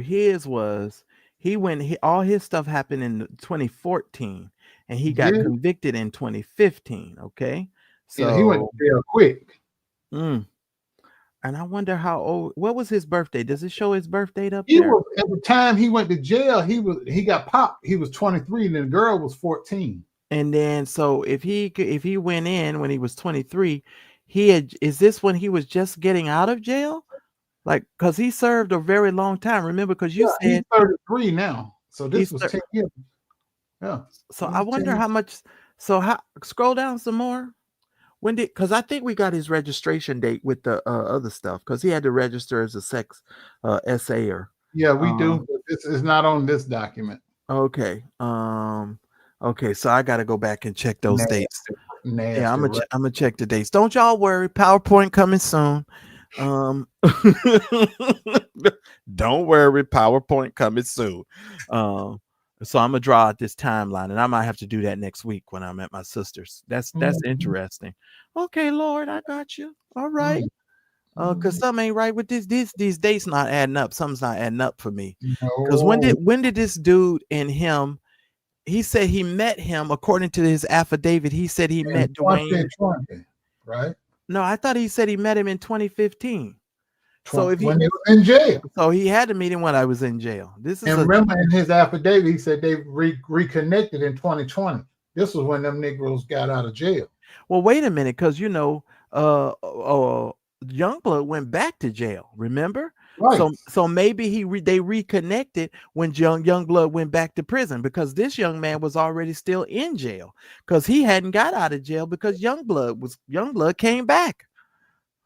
I'm just saying. Okay, I'll put it together. That's all. That's all. Don't worry. Just give me some time. Because I tell y'all, this is how my brain works, and I start mulling over this stuff. That's why them beers. I tell you, I had to drink them beers yesterday because I was like, something is not right. In the bush here. Okay. Y'all about to have me go down this rabbit hole, and thank y'all for being so patient with us and hanging in with us today as we go over these numbers, because something is not right. So I'm gonna do a timeline for y'all, and I'm gonna do a PowerPoint, and we're gonna look at all of these dates, and we're gonna put these dates together. But I'm gonna tell you what's so significant to this live today. Number one, I just realized Richard Youngblood is in Atlanta, Georgia with the podcaster. It looks as if Mr. Munoz and Mr. Youngblood was in prison together. And the other person, because I got a text. Wait a minute. What does the person told me? Wait a minute. Let me tell you what the person said. The person said, let me go back. He was sent back to prison 3 times. So it says Youngblood was sent back to prison, Darryl, 3 times between 2020 and 2024 for violation of his parole. And then he was released in 2024. So he did a total of 9 years. But hold on, Duane said, and because he was home right before the pandemic, that would have been in 2019. Because right before 20. Okay, well, for you guys, it's 2020. 2020. Yeah. He was sent back to prison 3 times between 2020 and 2024 for violations of the parole. And then they told me somebody else was a relative. Because he had that ankle monitor on, because when they let him out of jail because of COVID, the pandemic, he had an ankle monitor. And they caught him in the car with the ankle monitor on, right. And an underage boy. Right. And to the person that sent me this text, I didn't want to say your name, but let me say this. You are actually right about that last text that you sent. The reason why I know you're right, because I did some research and found a third victim of Duane Youngblood's. Now, I don't know the name of the third victim, but I had my friend Leonard to come up, because here's what the person says in the text message they sent to me. The first case, he was on probation with an ankle monitor for 1 year. The second case, he went to prison and was paroled. And then that was 2 different situations, because there was somebody else who came in. There was a third victim. So you got the first case, you got a second case, but that third accuser or person was wrapped up in that last filing where he went to jail that last time. According to Leonard, and what Leonard that came on my podcast and told me about. So yeah, that's going to be an interesting situation to take a look at. All right, well, Darryl, I'm my mind and my heart is at rest with this for today. I can come visit this at another time, so we're going to come back and we're going to revisit this with a PowerPoint. Yes, sir. And I'm gonna check all the conviction dates and release dates, because then that way I can sort of paint a picture. And I know TD Jakes' attorneys are going to already do that. But y'all got to keep in mind when Storytime tells his last story that's coming up here on this upcoming Friday, unless they submit it beforehand, this is their last opportunity to tell the story. Now, what am I anticipating them trying to do this last go round? I anticipate them trying to throw a surprise or a different angle at Bishop T.D. Jakes' team, because they know that he's not going to get another chance to respond. That's just the one thing I do. I think they're going to have another little angle that they're going to come from, but they have to respond to T.D. Jakes' entire statements and his lawyer statements that they made. And if they do not respond properly, that's going to be where things kind of take a different turn. I don't see the judge not allowing this to go to court, though, because you're saying a whole lot of stuff and you're making a whole lot of claims, and just dismissing it is not going to fly in the court of real life or the court of public opinion. But the fact that I know that Richard Youngblood lives in Gwinnett County, Georgia, a suburb of Atlanta, tells me everything I need to know. Now the pieces are really coming together. Yeah, it definitely looks like a conspiracy, in my opinion. A conspiracy. Yeah, it definitely does, because some of these people are too close in proximity to one another. The 2 people that was 30-minute drive. The 2 people that were in prison, I want to know what kind of information or what kind of promises were made to the 2 people that were in prison, because if parolees are just not going to come out here giving out signed affidavits saying, yeah, this person told me that, unless there was going to be some type of kickback. Right now, legally, they all can lie and say, oh, there was no promise of a kickback. But if he wins and gets some money, nobody don't pick up their money, they're going to mess around and somebody's going to be in a whole heap of mess. I feel led by the Spirit to do a little deep sea diving on this here. Yeah, because we definitely need to get some timelines together. And Darryl, we're going to move into the next story with Loie Elias and all of that. Give me a minute, you guys. Of course, you guys know I have to take me a break here. I'll be right back, Darryl. Too many beers and too much water. 1,000 bottles of beer on the wall, hundreds of bottles. And shut up, St. James, because I know you're going to have something to say. I'm going to say shut up before you even say it. Yes, I'm going to the bathroom. Ladies and gentlemen, the pieces are starting to make a big pie now. Because I'm like, you got these people way over here in Pennsylvania messing with a man way down there in Texas. And then you find out the brother of the brethren of the accuser lives in Atlanta, Georgia. Need to make a phone call. I need to make a phone call. Oh God, I need to make a phone call. Let's see. I gotta make some phone calls tomorrow. Find out how long brother been in Atlanta.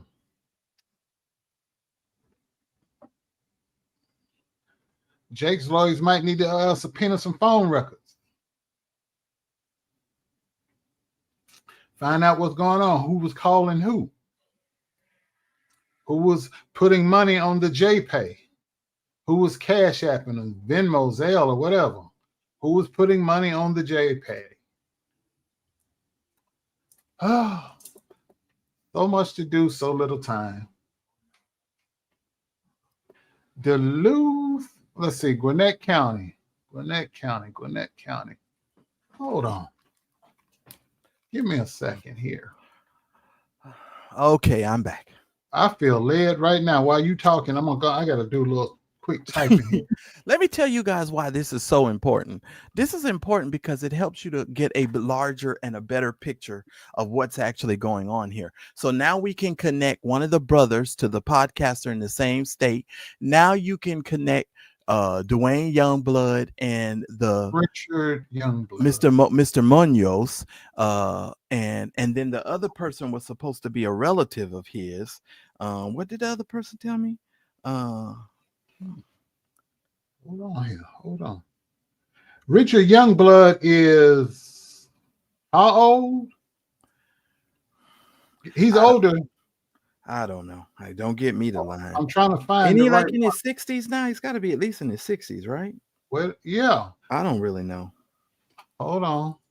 Possible relatives. Hold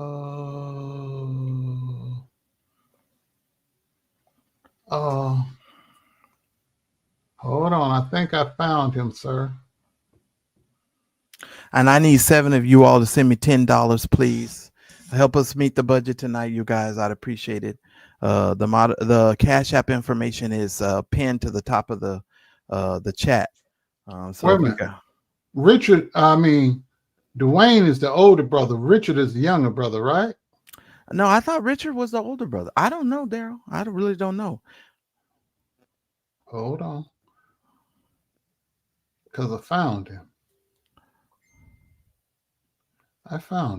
Did somebody send me a message? I'm getting dinged all around here. Well, I do thank y'all for all y'all help because somebody's sending me some stuff. I found him.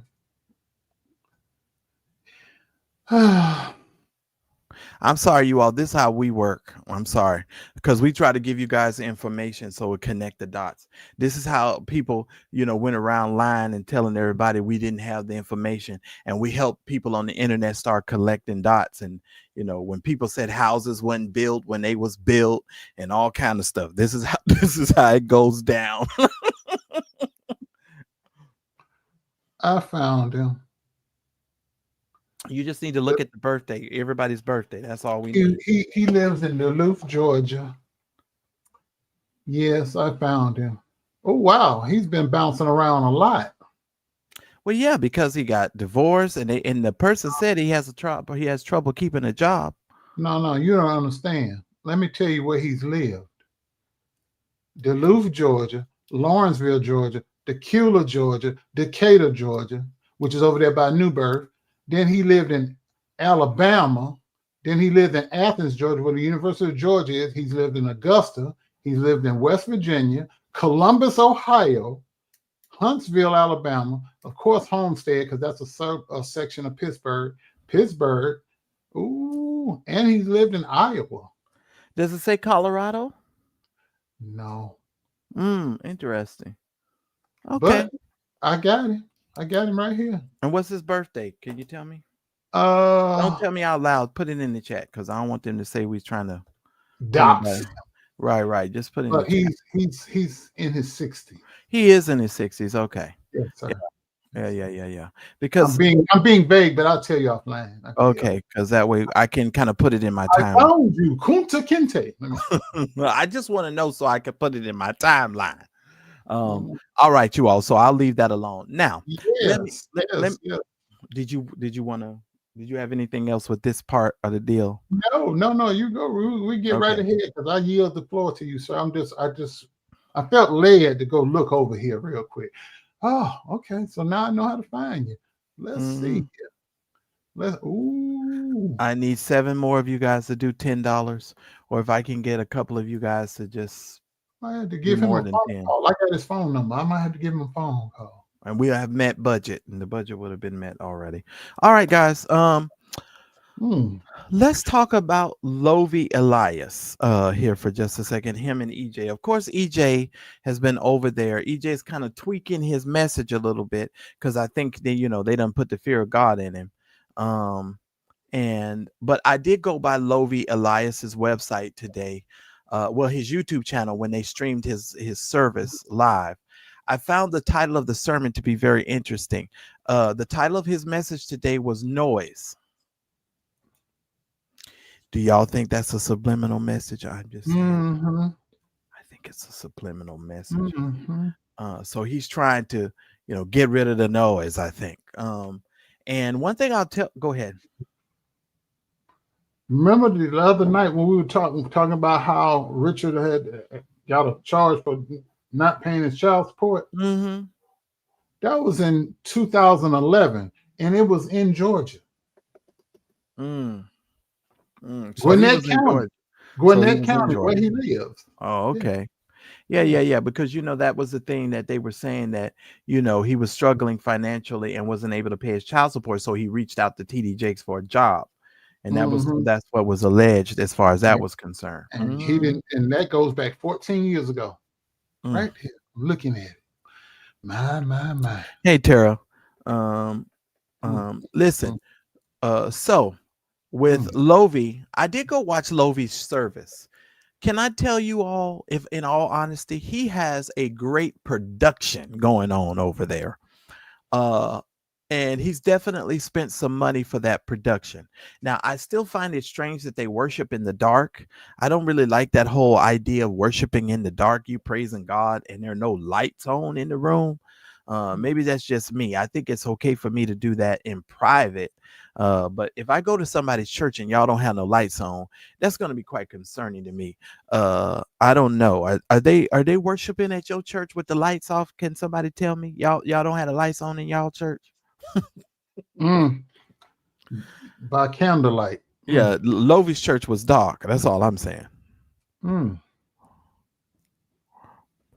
I'm sorry, I got distracted by that. Let me go and minimize that because I'll be sitting there reading that. Well, Malira, that's actually a wrong information because we found certain people several times. I'm not going to mention no names, but we done found them several times. Hold on, I got to address something. I don't know this person, Malira Jones. That's what I just said. I can find if you looked at any of my last couple of videos, I knew where he was. Correct. I just didn't go through the hassle of feeding a dead horse. I knew where he was. I know where he at right now. Exactly. I was about to tell you I don't know who. In case you didn't know, look at me right now. I am the Cigar Vlogger. I tell you, Malari, what you ate last week on Tuesday. Don't try me because I pulled up all your stuff. Look, but no, you ain't gonna do that, Darryl. I ain't gonna do that to you. But I'm just gonna tell you like this: we've known stuff for a long time, and we don't put out everything that we know. We told y'all that. Oh, don't. We told y'all that we don't do that. Oh, Miss Lex says demons are comfortable in the dark. Oh my God, that's crazy. Somebody said these younger pastors be doing that. No lights on in the service. Oh, I don't like that. I don't like that. Something strange about that. Oh, I took that personal. Oh, that's because they passing the hookah at Lovey's church. Well, it looked like it, if you ask me. Oh, Miss Jones, Malira Jones in the Carolinas. Would that be you? Since I can't find nobody, I see why you say that because you live near CTV. Okay. Well, here's the thing. First of all, Miss Jones, I don't even know why you're in here trying to tell us that the court says different. And if you are on my channel, which I'm not paying, I don't know if you're on my channel or not. I think you are, but I think they might have just booted you and gave you the boot. Yeah, but goodbye. Don't come over here with that foolishness. Yeah, because you windmilling for that wig wearing, supposed to be low bar sorcerer. Don't come over here with that foolishness, because we A don't. 56-year-old woman messing with me. Carlene Jones, Malira Carlene Jones. See how quick I did that? Well, I hope Don't that play with me, little girl. Better find you somebody to play with.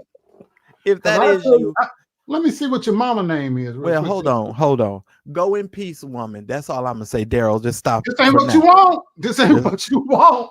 Because I know how to find you. We'll just stop. We'll just stop for now. Ma'am, cut that out. I don't know if that's you, or I don't know if you using somebody else's name. No, that's her. But they could be using somebody else's name, Darryl. That's how these people are, man. That may not even be the real person. Because what troll gonna come over here and start talking about the court say different? And why in the world would you? Because there's somebody that's follow that fool. Yeah. Okay. Well.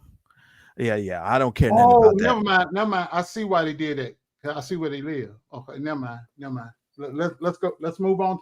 You'll share that with me offline. We'll talk. Yeah. I see where they live. Where they live, and it's right around the corner from a place we've discussed before. Oh, really? Yeah. If it's what I'm sure it is. These people just need to stop. We don't care about all of that. And so what? And if you so worried about that other person in the court, why don't you get the papers and take them to the person anyway? Why don't you do that? I give you $100. You walk over there. That you can drive right down the freeway. You ain't far from it. You so worried about it because we sure know where they are, and we sure know where the papers were being served, and we do know where the person is right now. So don't start no mess. Now. And I know where you are right now. I just want to be calm. I'm calm, and I ain't going down this rabbit hole, ladies and gentlemen. Drink that dark look. I ain't worried about that one. Yeah, y'all need to cut that out. Don't come over here with that bullshit. And moderators, y'all know I don't like when people do that. This ain't what you want.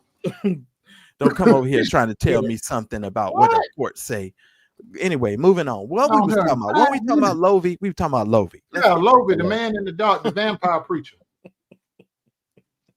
Woo-saw. Then with the good hand. Woo-saw. Okay, y'all. I watched Lovey's service this morning. I didn't get to finish the service, okay? But they started off by worshiping in the dark. Then the worship girl that was leading the praise and worship service, she's one of them Ashley Stewart girls, Darryl. Yeah. So she's one of them Ashley Stewart girls. And here's the funny thing. She sang the same song for about 30 minutes. I kid you not. 30 minutes? About 30 minutes. About 25, 27 minutes she ran this one song. And then they finally switched to another song. And I was like, thank God. I'm like, can you please just get to another song? So they got to another song, and then he started preaching on noise. But here's a funny thing I found. This was the first time I've ever watched Lovey. Well, Lovey actually opened up the Bible, and he went to, I believe it was Jeremiah 29 and verse number 9. He only used one verse, and then he started talking about all of this stuff about God, and some of it was just as wrong could be. But I'm like, okay, if they like it, I love it. It is what it is. And let me tell y'all something about that Lovey.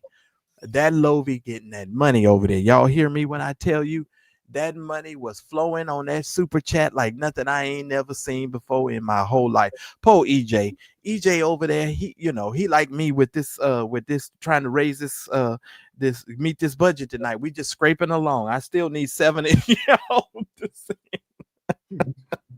to send $10 because I'm trying to meet my budget. Me and EJ is struggling.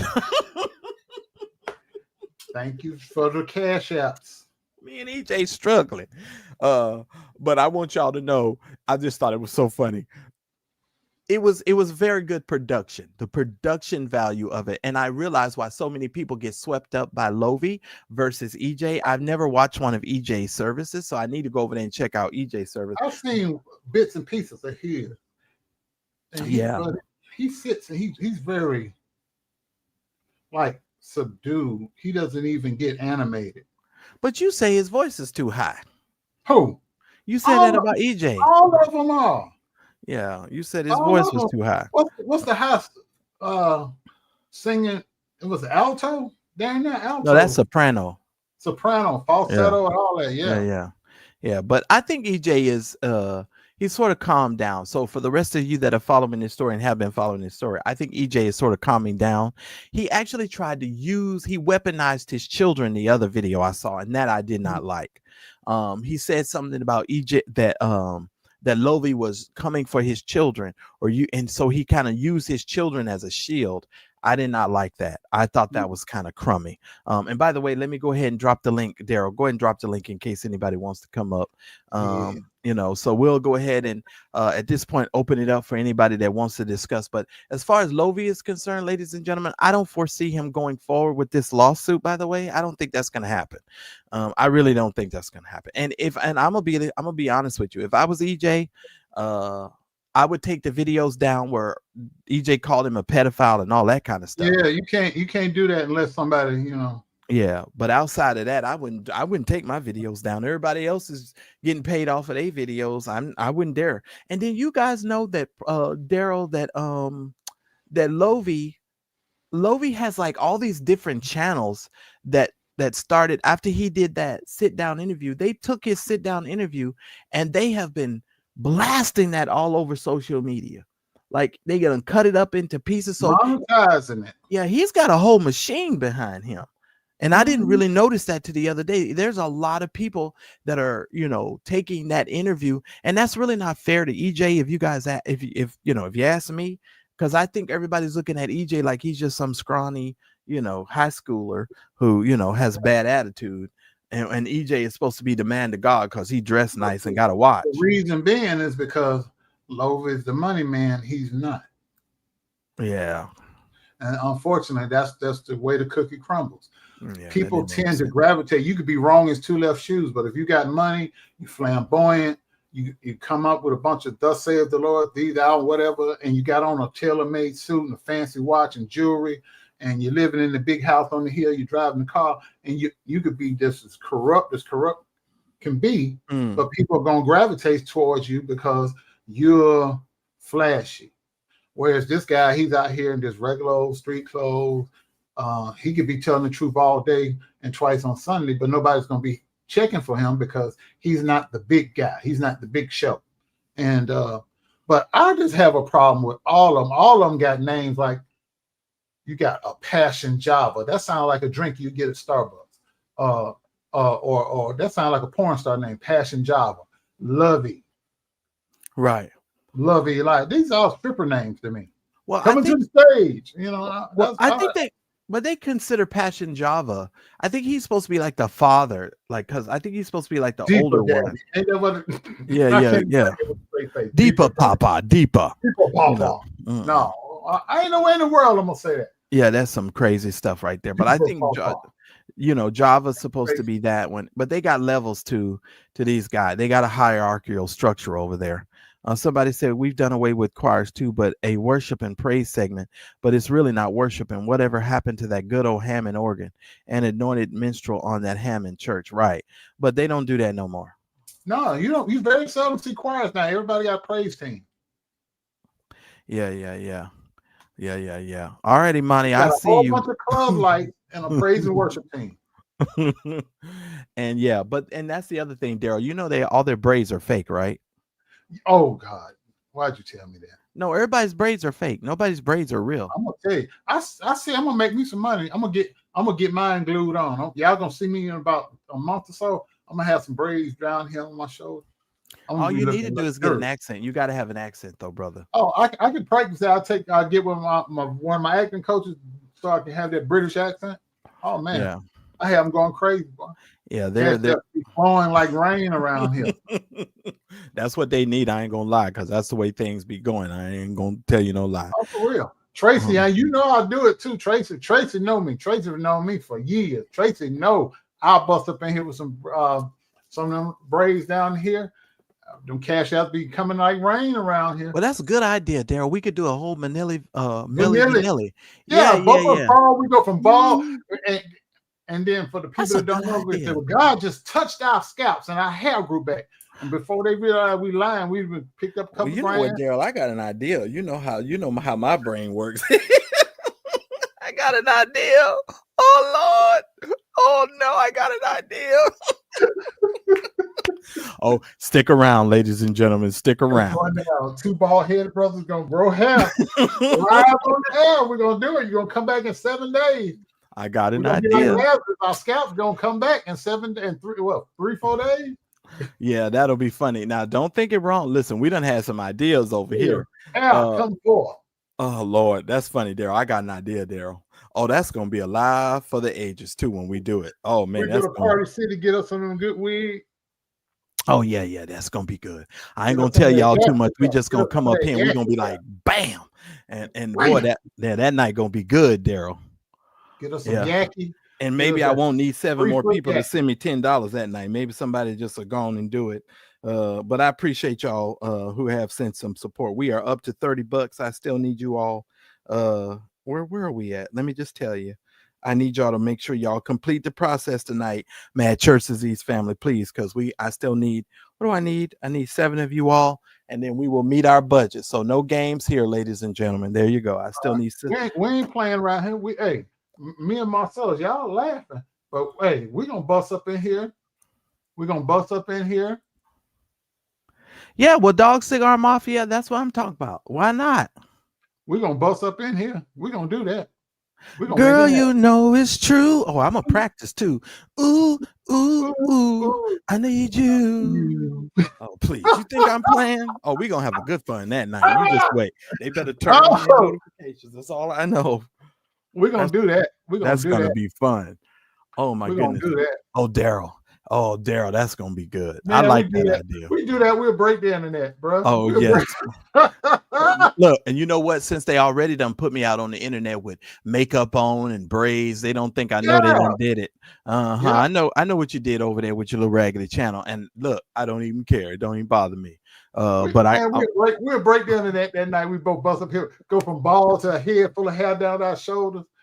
Look, and we're gonna have to practice our rock since we sitting down. We're gonna have to get in we gotta synchronize it, we gotta synchronize that rock. That rock got to synchronize, and then we'll be like, man, that's gonna be classic. That's gonna be classic. And then maybe one night I could try like eating some Campbell's soup and I can't swallow it and it just fly out my mouth like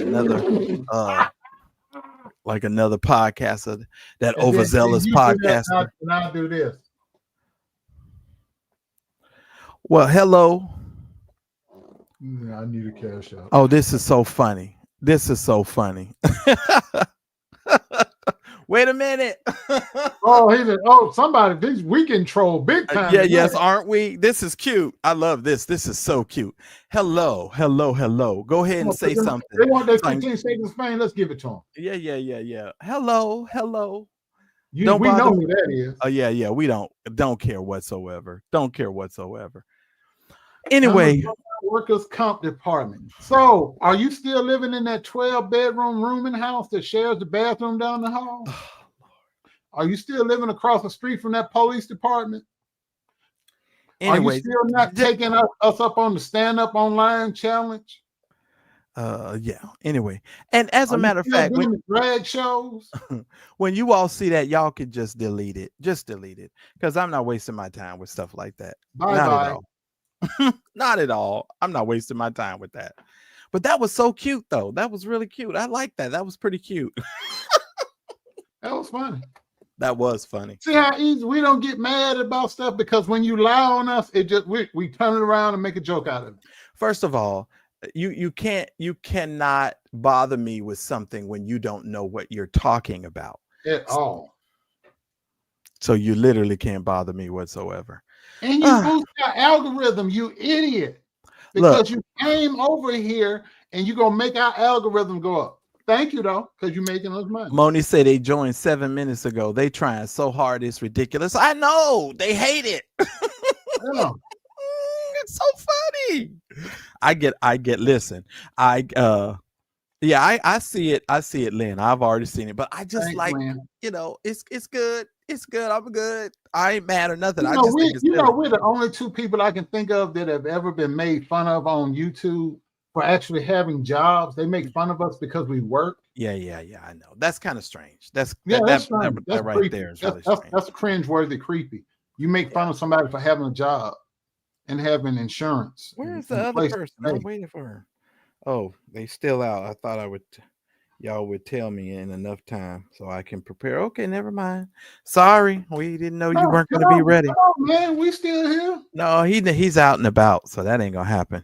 Thank you for the cash apps. And Thank somebody you. said, and plus Darryl and Marcellus has. Oh Lord, y'all are so bad. We do. Y'all We are do. Now, in all fairness, Sweet Pea, there was a time though when I was head and shoulders. I mean, I was like this here. That is so funny. That is so funny. Oh, I ain't gonna say nothing And else. we out here just laughing, having a good time. Ain't nobody mad. Ain't nobody mad but the devil. Yeah, So, don't be jealous.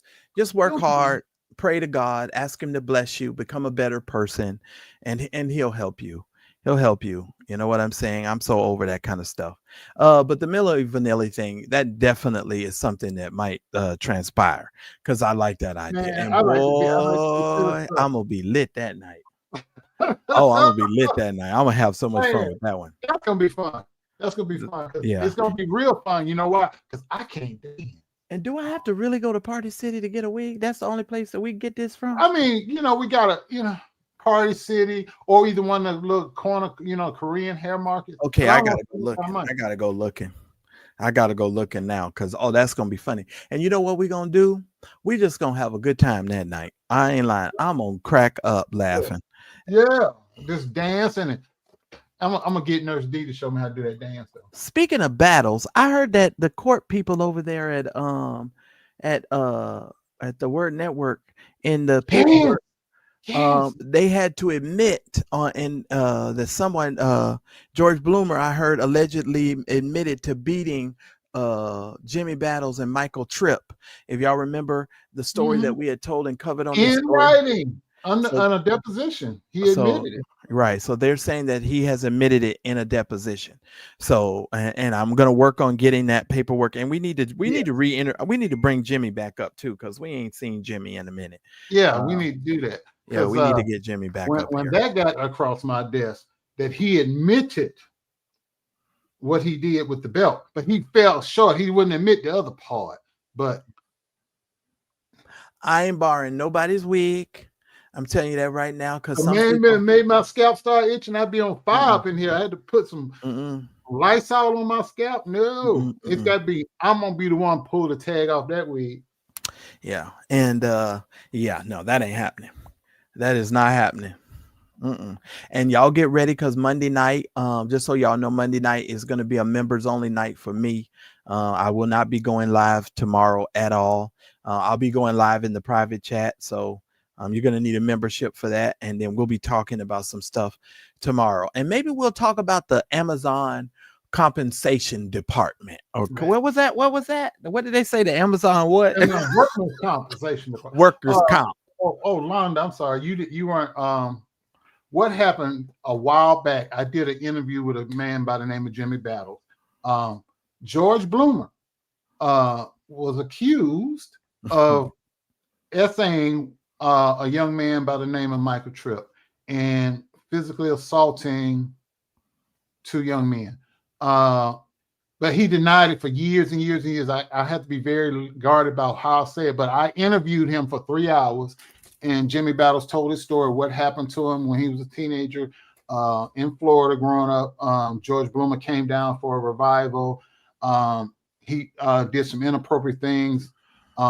They all run in circles together. And he denied it. Well, fast forward, the Word Net, was it not the Word Network? Is it the Word Network?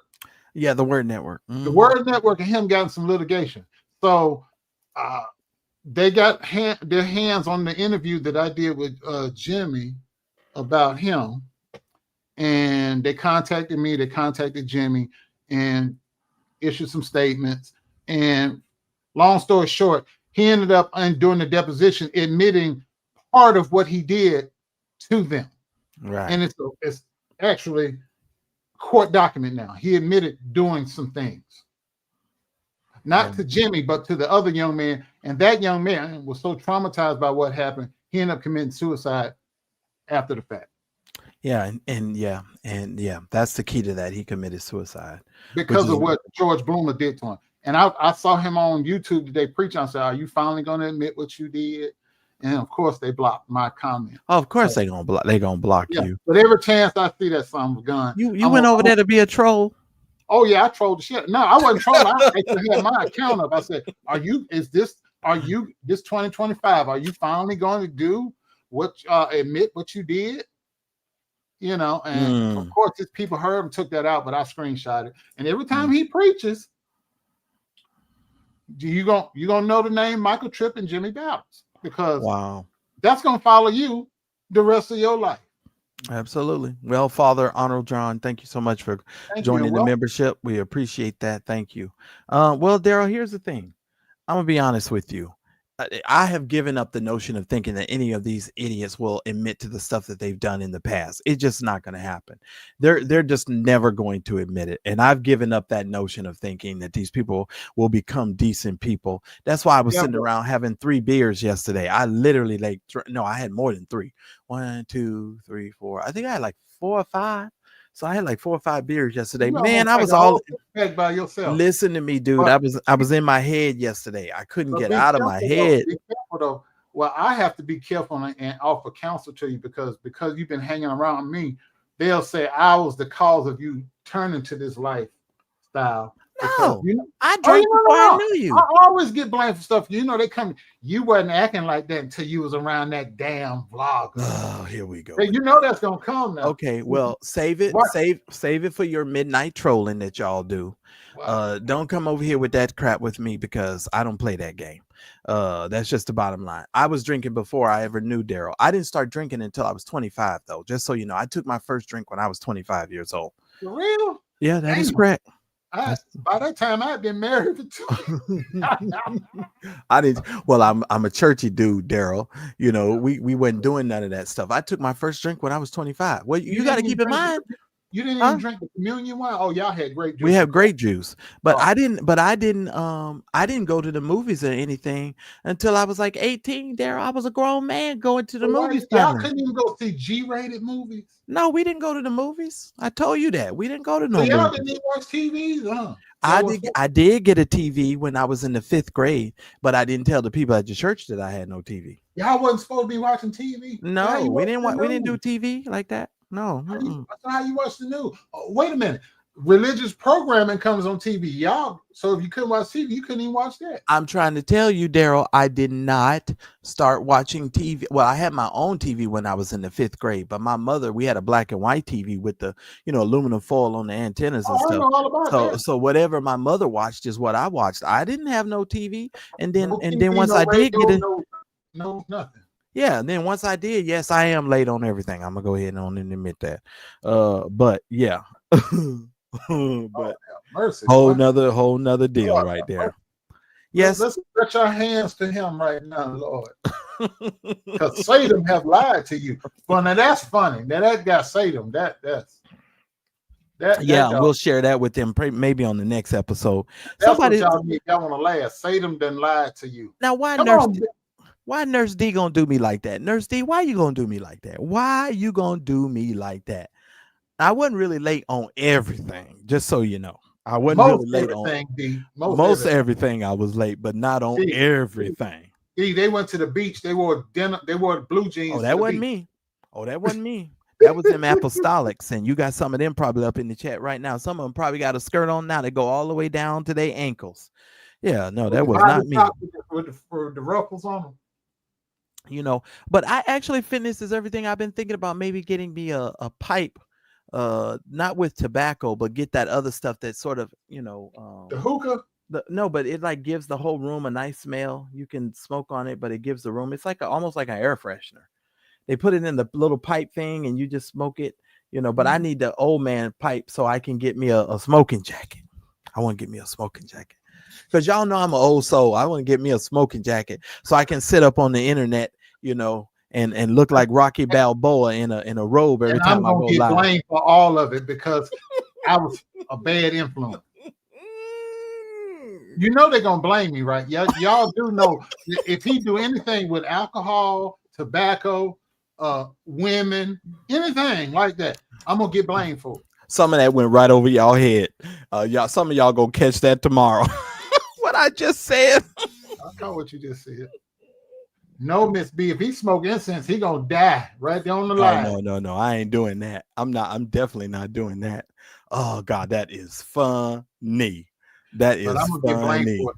So I'm not his daddy. I'm not his flesh and blood. Anything he do is because he wants to do. I ain't holding no gun to his head, but y'all gonna still blame me for it anyway. But that's Well, all. I mean, we're all adults. I mean, and people. No, but you watch what I tell you now, because every time something happen, they always come to you after the show and email and text you. You weren't acting like that until you got over there with him. Well, I'm He's glad you said that fitness is everything, because he is older than me. So you're right. That's the older brother. I'm the younger brother. Amen. Praise God. Yeah, I'll be 56 this year. Yeah. So I think Darryl has me by what, 6 years? I think you got me by 6 years. Yeah, because your birthday's in August, right? Mine's in June. That is correct. Mine's in June. We were summer babies. Yes, indeed. And we're both from North Carolina, believe that or not. That's right. This is the tripped out part. This is the tripped out part about it. We from North Carolina, then met Vincent. Vincent and I are so much alike, it's pathetic. We're both the youngest of 3 children. Both our fathers were in the military. Both his parents are from my hometown where I was born. It just goes on and on and on, just like that. And I laugh because yesterday, Marcellus, he had on some pajamas. I'm sorry. I just read one of the comments that the moderators deleted. What happened? Somebody came in my chat with the name Duane Youngblood. It might be the real one. It could be, but he wouldn't be so stupid to say something like that to me. But that is funny. What did it say? I missed it. Would you want some pipe, bro? That's what it says. Oh, I saw that. I saw didn't even see that, it. but I didn't pay attention to the name. That is funny as hell. No, we want some ankle monitor, bro. Oh God! Oh you my need God. an ankle and a neck monitor. That is so funny. I'm sorry, y'all, and I know moderators. I normally don't do that, but I had to. That just tickled me. You need to padlock. They need to padlock your door so you can't come outside to even check your mail. Just stay inside. Stay inside until the trial starts. That is funny. Wow, I can't believe it's 7 o'clock now. Holy cow! Oh wow! It's on my time. Yeah, your time. No one here. The wind is blowing, so we got 40-mile-an-hour winds tonight. Oh yeah, y'all doing too much. That's why I don't live over there. I'd rather deal with the snow than an earthquake any day, and those wildfires and the earthquakes you have. Y'all can keep that. Yeah, y'all keep that. You know what? Here's the funny thing. I didn't get all of these trolls until I started doing these vertical darn videos. And then all of a sudden I start doing these, but I'm gonna fix that problem, you guys. I promise you. Going in the settings like I do, you gotta be subscribed. No, I already did that. I already did it. So and they still coming? They still coming because they want my attention. No, but here's the tripped out part. If you set your settings, say, well, they gotta be subscribed to you for 3-5 days, whatever.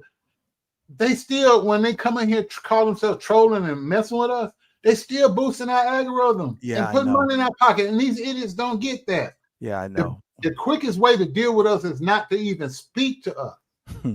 Because that hurts us financially when you ignore us. But when you take the time to subscribe to us and then come in and comment, you've given us money. Do you not realize that? When you come in, subscribe to our channel, sit the 5 days or whatever time we set, and then you comment, you've put money in our pocket 2 times. Oh, that's so funny. Thank you for your support. Oh, Lord, these people are so funny. I mean, what is going on with you? Did y'all not pay attention in school? But you know what it is, though, Darryl? Whoever these people are who want to defend Duane Youngblood, they're just... Don't delete. Don't delete. Don't delete. I saw it. Now I'll take your mama to pound. How about that? How about that? Now that was funny. I'll take your man. That is funny. It is funny. I'll take your wife to pound town because you ain't doing nothing with her. Listen here. What's so funny about this, Darryl, is they think that they're saying something to get us off kilter, but we just take it. This shit is hilarious. Like it's comedy, man. It's hilarious. How can they think they're making us mad? It's funny. We have been dealing with nonsense for 5 years. There is nothing you can say that we haven't seen already. It is hilarious what y'all doing. Oh Lord, listen here. I think it's funny, but I'm gonna tell you. I'm gonna reiterate this. I'm not on anybody's side. I'm just taking the case as I see it. And now that I'm looking at this from a broader view, you criminals is dumb as hell. You criminals Super is dumb. you Super criminals is dumb. dumb as Your hell. family tree goes straight up like a utility pole. Ain't no branches nowhere. You are the product of sister fuckers. That means your daddy had sex with his own sister and produced you. It's insanity. Like you sitting up in jail with your co-conspirator conspiring to get out of jail to make salacious claims, and then you're going to use all your relatives so nobody outside your family can corroborate this story. This is only people you got. That's all you got, Cleophas. That's all you got, Cleophas. Y'all stupid. This ain't going nowhere. That's going to put your dumb ass back in jail. I can't wait to TDJ. The judge going to definitely let this go forward. There's no way I see the judge throwing this out. Damn, Moni, that's a good one. That is a good one. Yeah, just going. It just runs in a circle with a boat. It's no beginning, no ending. Just infinity, a circle, and it ain't the circle of life. Damn it! Damn it! That's a damn shame. Damn. I mean, these jokers is comedy. These jokers is comedy. We've been trolled, and they have made our show. We didn't even really get to talk about the vampire preacher having service in the dark. Yeah, well, we just cracking jokes. Yeah, just a little bit. But Lovey was in the dark, y'all, in the beginning. He turned the light. Yeah, they turned the lights on when he came up. But I also put something in the chat for you and the moderators to take a look at. Do you all know how you get to his miracle service? He has a miracle service, but you have to RSVP for the miracle service. And then he has like rules and regulations for you to come to get a miracle. kind of like Jordan, and that is the word of the Lord. The $1,000 line, the $5,000 line, the $10,000 line. Yeah, he got rules. Yeah, Lovey got rules. You can't. You know how normally when you go to church service, you push somebody in a wheelchair. Oh no, some kind of way Lovey didn't want you to get there without the assistance of anyone else, because you can't have somebody with you at the miracle service. You got to come by yourself. Read it. It's on his website. I kid you not. I swear. I looked at it today. Oh, Lord. Because I'm looking at Lovey's behind now, and he is in LA, you guys. He's calling it LA, but he's in Simi Valley, which is a where OJ Simpson trial was. No. LA riot trial was. No. Well, was it in Simi? Yeah, that's what Simi Valley. Them cops that beat Rodney King, they trial was in Simi Valley. Oh, okay. Well, that's a suburb of Los Angeles, not actually LA. They might be still considered LA County or whatever, but that's a little bit north of LA. I want to say you're going towards. You gotta veer off.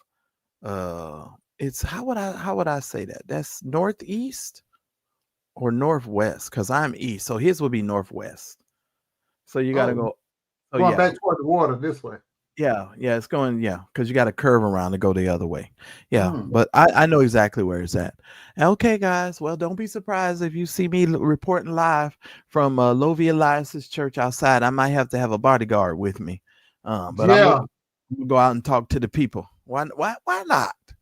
Just ask them some. Why not? Just ask them some questions. And that's in Simi Valley, so that's a good little ride.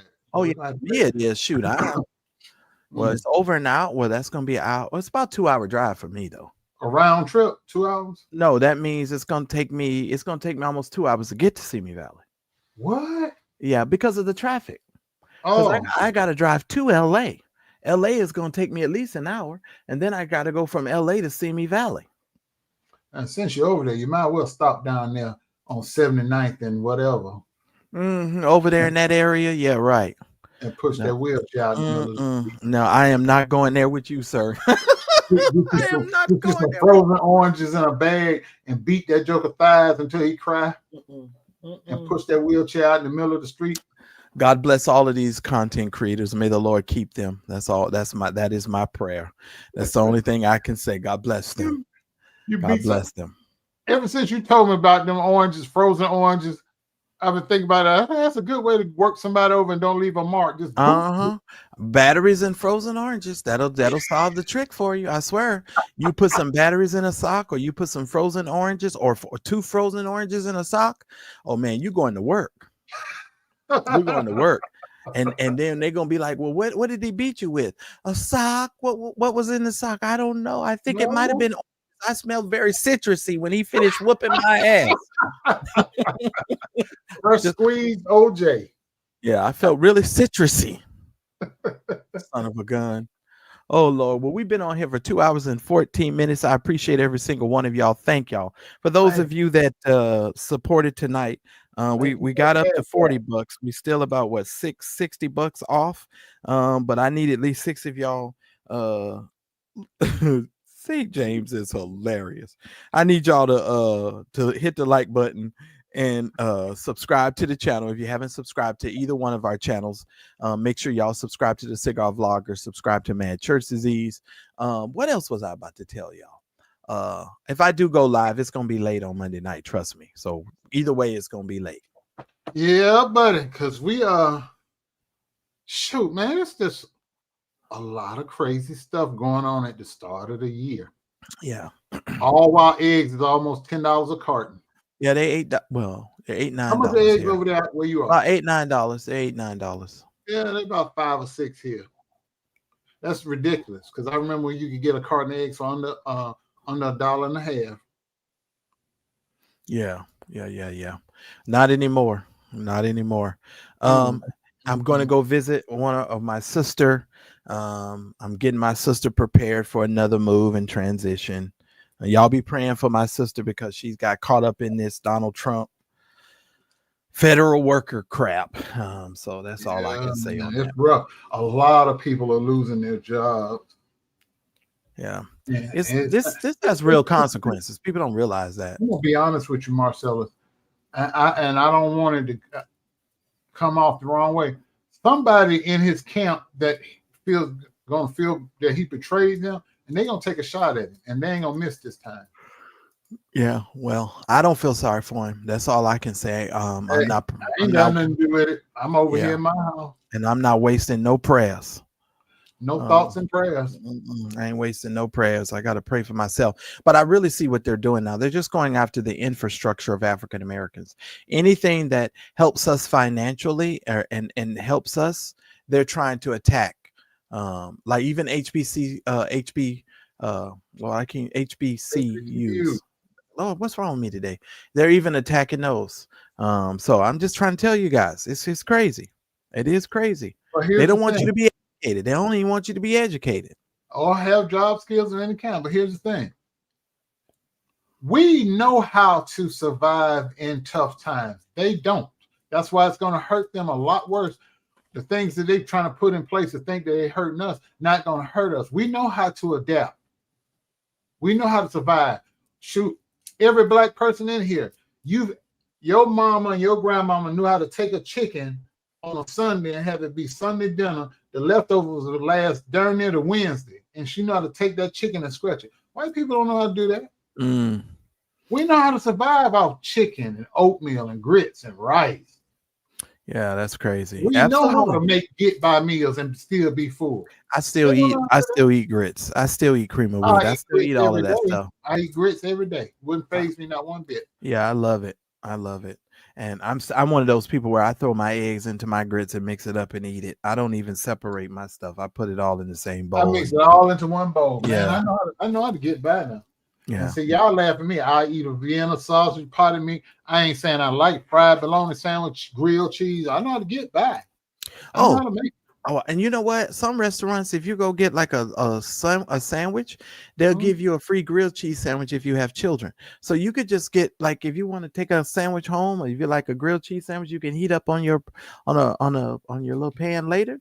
You could get take your little grilled cheese sandwich to go home. Because my roommates was like the other day, I shared with them, I was like, oh yeah, this place gives grilled cheese for free. They were like, what? Shoot, I've been over there loading up. Y'all like, they're eating a lot of cheese. Yep. Yeah, well, I know how to survive, man. I can fried bologna, grilled cheese. Shoot, push come to shove. I got a fishing pole out there in my garage. I know how to fish and hunt. I grew up in the country. What's chicken a la king? You know what chicken a la king is? I have no idea. All right, Jai, you're gonna have to explain what chicken a la king is. Lord, I had to Google that. I don't know a la king, a la queen, or nothing else. No, that one you got to tell me about. But you know, Marcellus may have a hard time because he eats goat cheese and sun-dried tomatoes. I knew it was coming. So, and he drinks wine from Spain. So he I might catch knew a it was hit. coming. Well, But- yeah, I like my goat cheese. And arugula. I love my arugula and sun-dried tomatoes. Yes, I do. This is one of the ways that, you know, it helps me so people can see that I have a neck when I come online. You understand what I'm saying? This is what keeps me. You understand what I'm saying? This is what, you know, you can see I have a neck. You know, I mean, I'm just out head and shoulders. You know, I just don't show up. I just picture that shit in my head. Stop. Shut up, Darryl. With the wig on top. You missed the wig and the lipstick. Oh God, these people are something else. I can't believe they spend so much time arguing and fussing with us. Okay. But I'm done with you, Darryl. You ain't about to get me in trouble. I know I'm wrong for this, but this was funny. Oh Lord, I don't know what you're about to do, but don't blame me. Whatever he's about to do, don't blame me.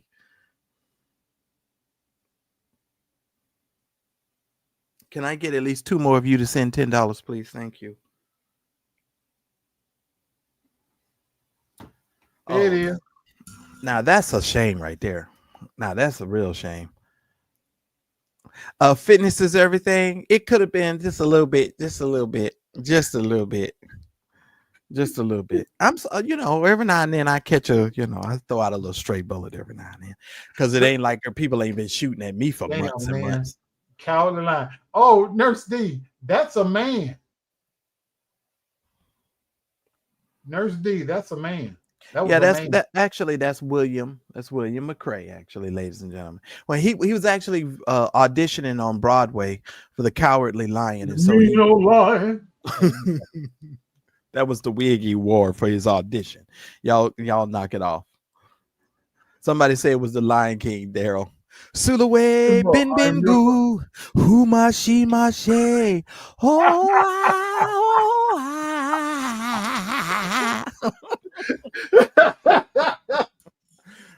That is hilarious.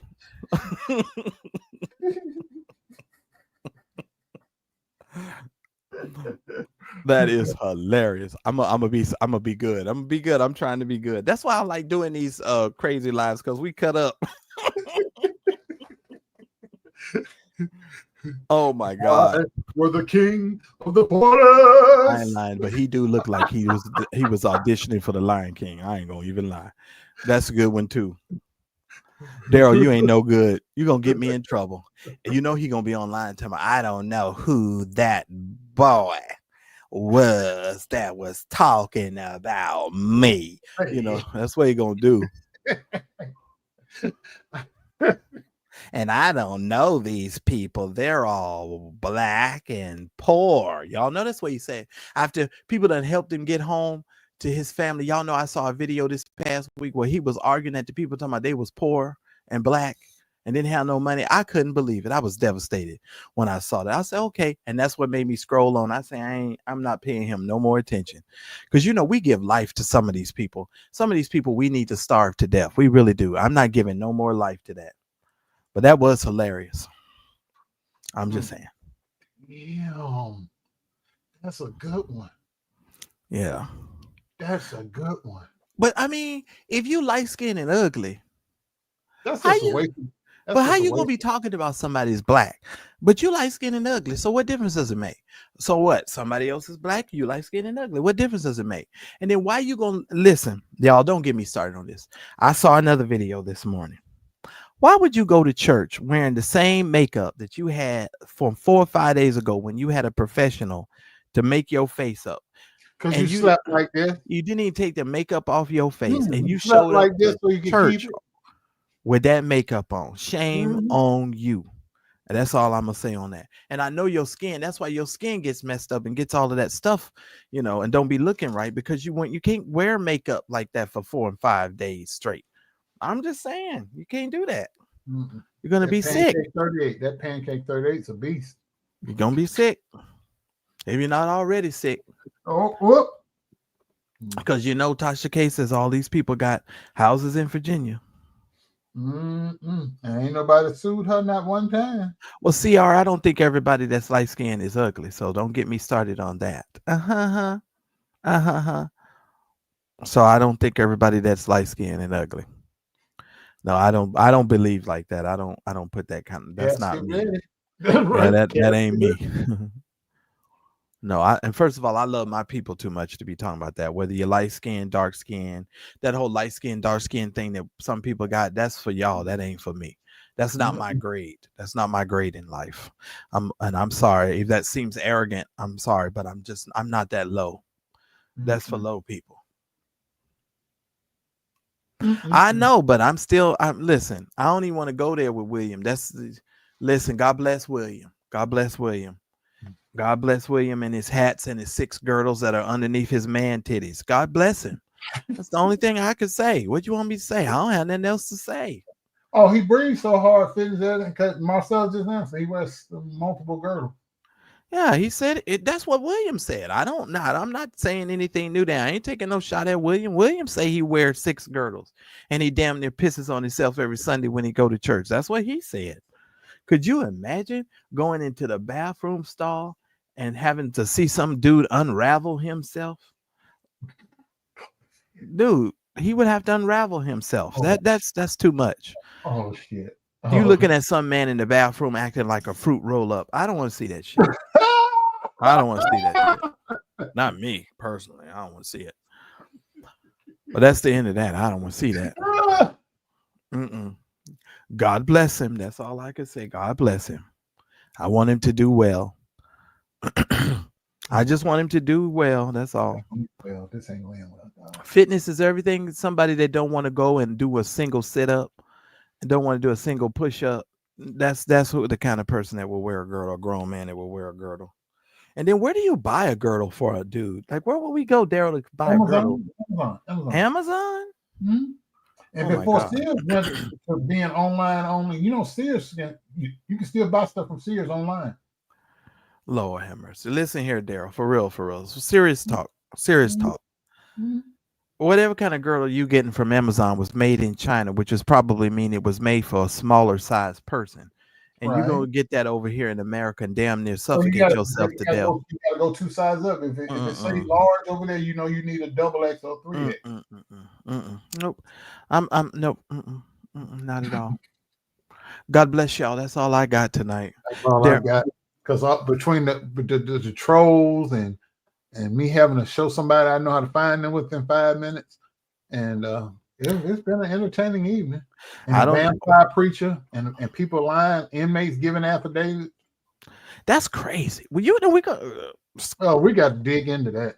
I'm gonna put my timeline together. Y'all could best believe on that. Because some your right. timeline gonna be you're gonna have like they did when they were busting the mobsters. You have to have the head of the mob up top and then the little arrows going down all the way down to the street level soldier. Because you can't do a regular line across like this here. That line will be going up and down like a heart monitor. Well, we got to figure out when Munoz went into jail. We got to figure out when Youngblood went into jail. Because keep in mind, Richard went to jail at some point for child support. So we just got to connect the dots, ladies and gentlemen. That's what we got to do. We need to start all the way back at 2008 and come all the way up. So we got a 17-year timeline right there. Yeah, some of these people is lying.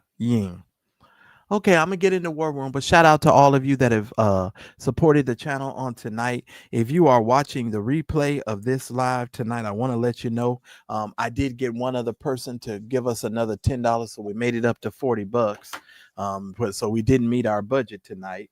So I do need for you guys, if you're watching the replay, feel free to support the budget. I thank God for all of you for that. Hit the like button, ladies and gentlemen. At this point, we got I might have a little bit more likes because I can't see on the other side. Please hit the like for Darryl Moore. Please make sure if you're subscribing to the channel, make sure you subscribe to this Darryl Moore channel. Please also make sure that you send some support to the Cigar Vlogger. The information, the Cash App information is on your screen. And that will help us stay we're within our budget and make sure that we're meeting all of our obligations. All right. Thank y'all so very much. I appreciate y'all. And we are out of here. Good night, everybody. And I'll see y'all late tomorrow night. Good night, y'all. Good night. Good night.